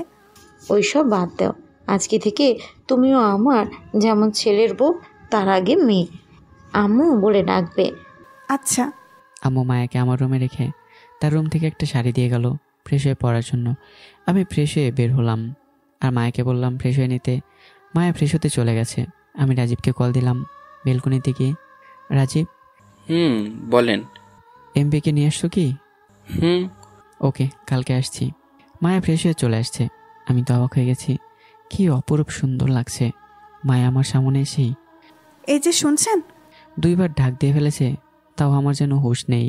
অতপর আমার শরীরে ধাক্কা দিতে আমার হুঁশ ফিরে আসে। আমি আর কিছুই বলতে পারলাম না। আমি তাড়াতাড়ি করে নিচে চলে আসলাম। লজ্জার জন্য আর উপরে থাকতে পারলাম না। মায়া একটা হাসি দিয়ে চলে আসলাম আমার পেছন পেছনে। সবাই একসাথে খাবার খেয়ে নিলাম। আমার কেমন জানি একটা খটকা লাগে। কেমনে সম্ভব এত তাড়াতাড়ি আম্মুর সাথে এত মিলে গেছে? আসলে জানেন কি, একটা ছেলে কিসে খুশি হয় আপনাদেরটা আমি বলতে পারবো না, কিন্তু আমার খুশি আমার আম্মুর খুশির মাঝে পাই। একজন ভালো বউ হতে হলে আগে একজন ভালো মেয়ে হয়ে দেখাতে হবে, তাহলে একজন ভালো বউ হতে পারবে। এখন যদি শাশুড়ি আপনার স্বামীর ভালো না চায় বা এক ছেলের প্রতি বেশি করে, তাহলে নিজেরটা দেখতে হবে। আমার কথায় ভুল হলে ক্ষমা করবেন। চলুন এবার গল্পে ফেরা যাক। সব কিছু ভালোই ছিল, বিপদটা হলো শোয়া নিয়ে। আমি খাট ছাড়া শুতে পারি না। মায়া, আমি আগে বলে দিই, আমি কিন্তু খাট ছাড়া শুতে পারি না। আমি কিন্তু সোফায় শুতে পারবো না। মায়া কিছুক্ষণ ভেবেই, আচ্ছা তাহলে মাঝে কোলবালিশ রাখেন, আমিও খাট ছাড়া শুইতে পারি না। আমারও আর কোনো কাজ ছিল না, তাই আমি ঘুমিয়ে পড়লাম। সকালে ঘুমটা আমারই আগে ভেঙে গেছে। আমি তো অবাক হয়ে রয়েছি, কিন্তু কিছু বলতে মন চাচ্ছে না। মায়া আমার বুকের মাঝে চুপটি করে শুয়ে আছে, কোলবালিশটা নিচে পড়ে আছে। ঘড়ির দিকে তাকাতে দেখি 8টা বেজে গেছে। কেউ আমাকে ডাকেনি আজকে। আমি মায়াকে ডাক দিলাম, মায়া, মায়া ওঠো, সকাল হয়েছে অনেক। মায়া হালকা নড়ে আবারও শুয়ে পড়ল। আমি আবারও ডাক দিলাম। কালকে আমি আর মায়া ভালোভাবে কথা বলে নিছি, তার জন্য তুমি করে বলতেছি। কি হয়েছে? দেখো কয়টা বাজে, আমার কলেজ আছে। মায়া ভালো করে ঘুম থেকে উঠে ঘড়ি দেখি ফ্রেশ হতে দৌড় দিছে। আমি তো অবাক হয়ে বসে আছি, বাচ্চাদের মতো করতেছে। মায়া ফ্রেশ হয়ে নিচে চলে গেছে। আব্বু ফোন দিছিল আজকে চলে আসবে। আমিও ফ্রেশ হয়ে চলে আসলাম। মায়া নিচে এসে দেখে আম্মু রান্না করতেছে। মায়া আম্মুর কাছে চলে গেল। আম্মু আপনি রান্না করতেছেন কেন? আমি আছি না। আম্মু বলল, আমি থাকতে তোর কেন রান্না করতে হবে? আচ্ছা তুই কোন পর্যন্ত লেখাপড়া করেছিস? আম্মু তুমি আগে এদিকে আসো, আর আমি তো এবার অনার্স প্রথম বর্ষে। আম্মু রান্নার কাছ থেকে সরে আসে। আচ্ছা মা, নে তুই রান্না কর। আচ্ছা আমি রবুয়েলকে বলবো তোরে নিয়ে ভর্তি করে দিতে। বাদ দাও না আম্মু। না। আমি ফ্রেশ হয়ে নিচে আসলাম। রাজীবকে কল করে সব বুঝে নিতে বলেছি যে আমি আজকে অফিসে আসবো। আম্মু খাবার দাও। মায়া যা তো খাবার দে। মায়া আমাকে খাবার দিচ্ছে। আম্মু তোমরা বসে পড়ো, আজকে আব্বু আসবে, সবাই একসাথে খাবার খেতে বসে পড়লাম। বাবা ওরে তোর কলেজে ভর্তি করে দিস, আমি আজকে যাব না। খাবার খেয়ে রেডি থাকতে বললো, আমার তারা আছে, অফিসে যাবো আজকে। মায়া। আচ্ছা। খাবার খেয়ে বসে আছি বাইকে। এখনো মায়া আসার কোনো নামগন্ধই নেই। এখন বুঝতে পারলাম মেয়েরা আসলে রেডি হতে দেরি করে। মা একটা বোরখা পরে আছে, আমার ভালোই লাগছে। আম্মু হয়তো বলেছে পড়তে। আমি মায়াকে নিয়ে কলেজে চলে আসলাম। দেখি সুমাইয়ারা আমার দিকে তাকিয়ে আছে, কেমন করে যেন তাকিয়ে আছে। আজকে আমার ফ্রেন্ডরাও আসছে, আপনাদের তো বলাই হয়নি। ওদের কথা পরে বলি, এখন আগে মায়াকে ভর্তি করে আসি। মায়াকে ভর্তি করিয়ে ক্লাস দেখিয়ে দিয়ে ফ্রেন্ডদের কাছে চলে আসলাম। 2 জন, বেশি না, আবির আর নিলয়। আমি ওদের কাছে চলে আসলাম। কিরে শালা, একদিন আসি নাই তাই মেয়ে জুটাই ফেলছস? আরে না, ও আমার বউ হয় শালা। কি বললি আবার বল। আগে বলি সরি, কারণ হুট করে বিয়ে হয়ে গেছে তো, তাই বলতে পারিনি। চল শালা, আগে টিট দিবি পরে কথা। আচ্ছা পরে, এখন না, ক্লাসের শেষে। ক্লাস শেষ করে চলে আসলাম গেটের ওইখানে। মায়া আসলো, তার পেছনে দিকে সুমাইয়ারাও আসছে। রবিউল, এটা কে হয় তোমার? এনে আমাদের দূরের মেহমান। বলতে মায়া আমাকে একটা চিমটি মারছে। ও তাহলে ঠিক আছে। না আপু, ওই মজা করছে। তাহলে কি হয় ও তোমার রবিউল? বউ। কি? হঠাৎ করে হয়ে গেছে। চল, সবাইকে আমি ট্রিট দেবো। সুমাইয়ের কেমন যেন মনমরা হয়ে গেল। সবাইকে নিয়ে আমি রেস্টুরেন্টে চলে আসলাম। খাবার খাওয়া শেষে আবির নিলয় সুমাইদের বিদায় দিয়ে একটু দূরে এসে রাজীবকে কল দিলাম। রাজীব, গাড়ি নিয়ে আসো। কল কেটে দিয়ে, আপনি তখন ওইরকম করলেন কেন? কেমন? সুমাইয়ের সামনে বউ বলতে বললেন কেন? আমি আপনার বউ তাই। আইসি আমার বউ। আপনার বউ মানে কে? মায়া আমারও আমার বাড়ির সবার ব্যবহার দেখে আস্তে আস্তে আমাকে ভালোবেসে ফেলেছে। না, দেরি হবে, আমার কাজ আছে। তাহলে আমার রেখে আসেন। আপনি একা যেতে পারবেন কি? আমি একা যাব না, আমি আপনার সাথেই যাব। মায়ের সাথে কথা বলতে বলতেই রাজীব চলে আসছে। উঠে চালু করে, আর কে এই মেয়ে? তোর ভাবি। আমার কথা শুনে আমার দিকে হা হয়ে তাকিয়ে আছে। মজা করস? তুই করবি প্রেম? আমি কি বলছি আমি প্রেম করি? আমি বলছি তোর ভাবি। এর মাঝে গাড়িতে উঠে পড়ছি। তাহলে? তোর ভাবি আমার বউ, এটা বুঝতে পারিস না? রাজীব অবাক এমনভাবে ব্রেক দিছে যে মায়ার সিটের সাথে বাড়ি খাবে। আমি তাকে হাত দিয়ে ফিরিয়ে দিই। আর শালা কালকে বিয়ে করছি। বললি না তো? আচ্ছা, পরে কথা বলি বিষয়ে, তাড়াতাড়ি কর। 20 মিনিট পর চলে আসলাম বস্তিতে। মায়া দেখে অবাক হয়ে রয়েছে। মায়াকে বস্তির সবার সাথে পরিচয় করে দিলাম। মায়াকে বললাম কাকিদের সাথে কথা বলতে। আমি রাজীবদের নিয়ে এমপির কাছে আসলাম। কি খবর এমপি সাহেব? কে কে কে রে তুই? সবাই তো আমার এক নামে চেনে, আরেস। এখন আপনি কি চিনতে পারছেন? এই রাফি, ওর মুখ আর চোখের বাঁধন খুলে দে। রাফি বাঁধন খুলে দিল। এমপি সাহেব নাম শুনে ভয় পেয়ে গেছে। আমি বেশি কথা বলতে পছন্দ করি না, তাই বলে ফেলেন, কে আসে আপনার সাথে কলেজে ড্রাগস দিতে? তাহলে আপনাকে ছেড়ে দেব। আমার কথা শুনে ভয়ে কাঁপতেছে। আর কে গ্রুপের মালিক আছে? রাজীব, কালকের মধ্যে খবর নে। ওকে। খবর সত্য হলে তোর কপাল ভালো। চলে আসলাম মায়ের কাছে। দেখি সবার সাথে ভালোই গল্প করছে। মায়া চলো। মায়াকে নিয়ে গাড়ির কাছে আসলাম। রাজীব, অফিসে চল।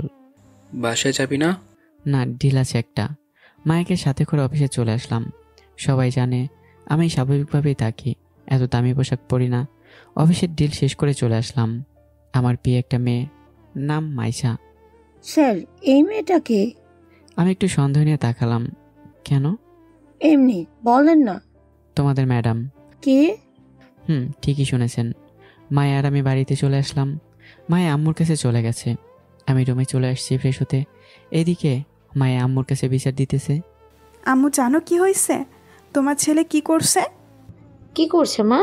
আমার আম্মুরে কি করেছে? তাদের কথার মাঝে আমি ফ্রেশ হয়ে নিচে চলে আসছি। ওই ওর মেয়ে বান্ধবীদের সামনে বলে আমি বলে মেহমান হই। কি? ধারা দেখাইতেছি মজা। বলে আমার কান টেনে ধরলো। আম্মু প্লিজ ছাড়ো, আর এরকম করবো না।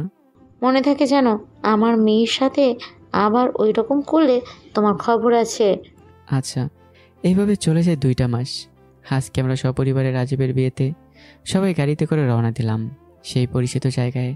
যেতে যেতে 3 ঘন্টা সময় লাগলো। রাজীব আমাদের আগিয়ে দিয়ে গেল। রাজীবের আম্মুর সাথে দেখা। কেমন আছো বাবা? আসসালামু আলাইকুম। আলহামদুলিল্লাহ ভালো আন্টি। রাজীব, কাজের কথা মনে আছে তো? আমি এখানে কেন আসছি? আজকে খোঁজ নিয়েছি, আজকে পেয়ে যাবেন। কিসের কাজ? কিছু না। রাজীব আমাদের রুম দেখিয়ে দিয়ে চলে গেল। মায়াকে বললাম ফ্রেশ হয়ে নিতে। মায়া চলে গেল। আমি বারান্দায় এসে একটা সিগারেট ধরালাম। ভাবতেছি কি থেকে কি হয়ে গেল। আমার এই কয়েক বছরে আগে কি ছিলাম, এখন কি হয়ে গেছি। মায়া আমার ব্যাপারে সবই জানে। আমি মায়ের প্রতি অনেকটা দুর্বল হয়েছি বললেই চলে। মায়ের কথাবার্তা দেখে বোঝা যায় আমাকে ওই ভালোবাসে। সিগারেট শেষ। মায়া ফ্রেশ হয়ে বের হয়েছে। আমি ফ্রেশ হতে যাব, তখনই মায়া আমার হাত ধরলো। তুমি সিগারেট খাইলা তাই না? কেন? ওই তোরে সিগারেট খাইতে না করছি না? আমার মন ভালো নেই, তাই খেয়েছি বলে ফ্রেশ হতে চলে গেলাম। ফ্রেশ হয়ে নিচে চলে আসলাম। দেখি সবাই বসে আছে। রাজীব আমাকে ছাদে নিয়ে গেল। রাজীবের অনেক মেয়ে কাজিন আছে। মায়া আমার কাছে আসলো। যাই কর আর তাই কর, কোনো মেয়ের সাথে কথা বলতে যেন না দেখি। কেন? আমি তো আরো ভাবছি প্রেম করবো আজকে। তোরে তো আমি সরে আসলাম ওইখান থেকে। মায়া এখনো রাগে ফুসফুস করতেছে। একটা মেয়ে আমার দিকে আসছে। হ্যালো, আমি নিশি। আপনি? আমি রবিউল, রাজীবের বন্ধু। আমি রাজীবের কাকাতো বোন। আপনার জেফ আছে কি? না, কেন? নিশি আমার কথা শুনে একটা হাসি দিল। আমি কিছু বলতে যাব, তার আগেই মায়া আমার কলার ধরে রুমে নিয়ে আসলো। তুই শুধু আমার জামাই, আর কারো না। আজকের পর থেকে যদি দেখি অন্য কোনো মেয়ের দিকে তাকাস, তাহলে তোর একদিন আমার যে কয়দিন লাগে। তুমি কি আমাকে ভালোবাসো? হুম, ভালোবাসি। তো কি হয়েছে? আমাকে স্বামী হিসেবে মেনে নিছো? হুম। তাহলে কি আজকে আমাদের বাসরাত হবে? মায়া লজ্জায় লাল হয়ে গেছে। আমি তোমাকে খুব ভালোবাসি। আমি তোমাকে খুব ভালোবাসি। আমি এত ভালো করে রোমান্টিক হতে পারি না, তাই রোমান্স কম হবে। রাতের খাবার খেয়ে রুমে চলে আসলাম। মায়া, চলো জীবনকে নতুন করে শুরু করি। 2 রাকাত নফল নামাজ আদায় করি। নামাজ শেষ করে দুজন খাটে বসলাম। তাহলে শুরু করা যাক। আমি আর কিছু বলতে পারলাম না। মায়া আমার ঠোঁটের মাঝে তার ঠোঁট ডুবিয়ে দিল। আমি নিঃশ্বাস নিতে পারছিলাম না। প্রায় 3 মিনিট পর ছেড়ে দিল। আমি সাথে সাথে মায়াকে নিচে ফেলে ওর মাঝে ডুব দিলাম। আপনাদেরকে আর কিছু বলতে পারবো না, কারণ লজ্জার ব্যাপার আছে না একটা। সকালে মায়া এখন আমার বুকের মাঝে শুয়ে আছে। আমার ঘুম অনেক আগে ভেঙে গেছে। মায়ের কপালে একটা চুমু দিয়ে যেই উঠে পড়বো, মায়া আমার উপর উঠে আমার ঠোঁট দখল করে নিল। এরপর আর না হয় নাই বললাম। দুজনে ফ্রেশ হয়ে চলে আসলাম নিচে। আজকে রাজীবের বিয়ে। রাজীবকে দুপুরে দিয়ে গোসল করিয়ে রেডি হয়ে চলে আসলাম সকলেই। মায়াকে আজকে খুব সুন্দর লাগতেছিল। কত সুন্দর লাগতেছিল তা আপনাদেরকে বলে বোঝাতে পারবো না। যখনই আমরা বাড়ির সামনে চলে আসলাম, আমি তো অবাক হয়ে গেছি, কারণ এটা আমার আগের মা বাবার বাড়ি। আমি যখন রাজীবকে নিয়ে গেট পার করে যাব, তখনই ভাবিকে দেখলাম। আমাকে দেখে ভিতরে চলে গেল। সবাই প্যান্ডেলের ভিতরে চলে গেল। বিয়ে পড়ানো শেষ। মা বাবা ভাইয়া তাদের সাথে দেখা হয়েছিল। তারা কথা বলতে চাইছিল, কিন্তু আমি কথা বলিনি। রাজীব ওরা চলে গেছে। আমরা কয়েকজন আছি। বের হব, তখন কি আমার হাত ধরে ভেতরে নিয়ে আসলো। দেখি মা আমাকে হাত ধরে নিয়ে আসছে। আমি কিছু বলতেছি না। বাড়ির সবাই আমার দিকে তাকিয়ে আছে। আমার পাশে মায়া আর আমার আপন আব্বু আম্মু। দেখ রুবেল, তোর সাথে আমরা অনেক অন্যায় করেছি। সেই দিন তোর কথা শোনার দরকার ছিল। তোর ভাবি আমাদের সবাইকে সেই দিনের কথা বলেছে।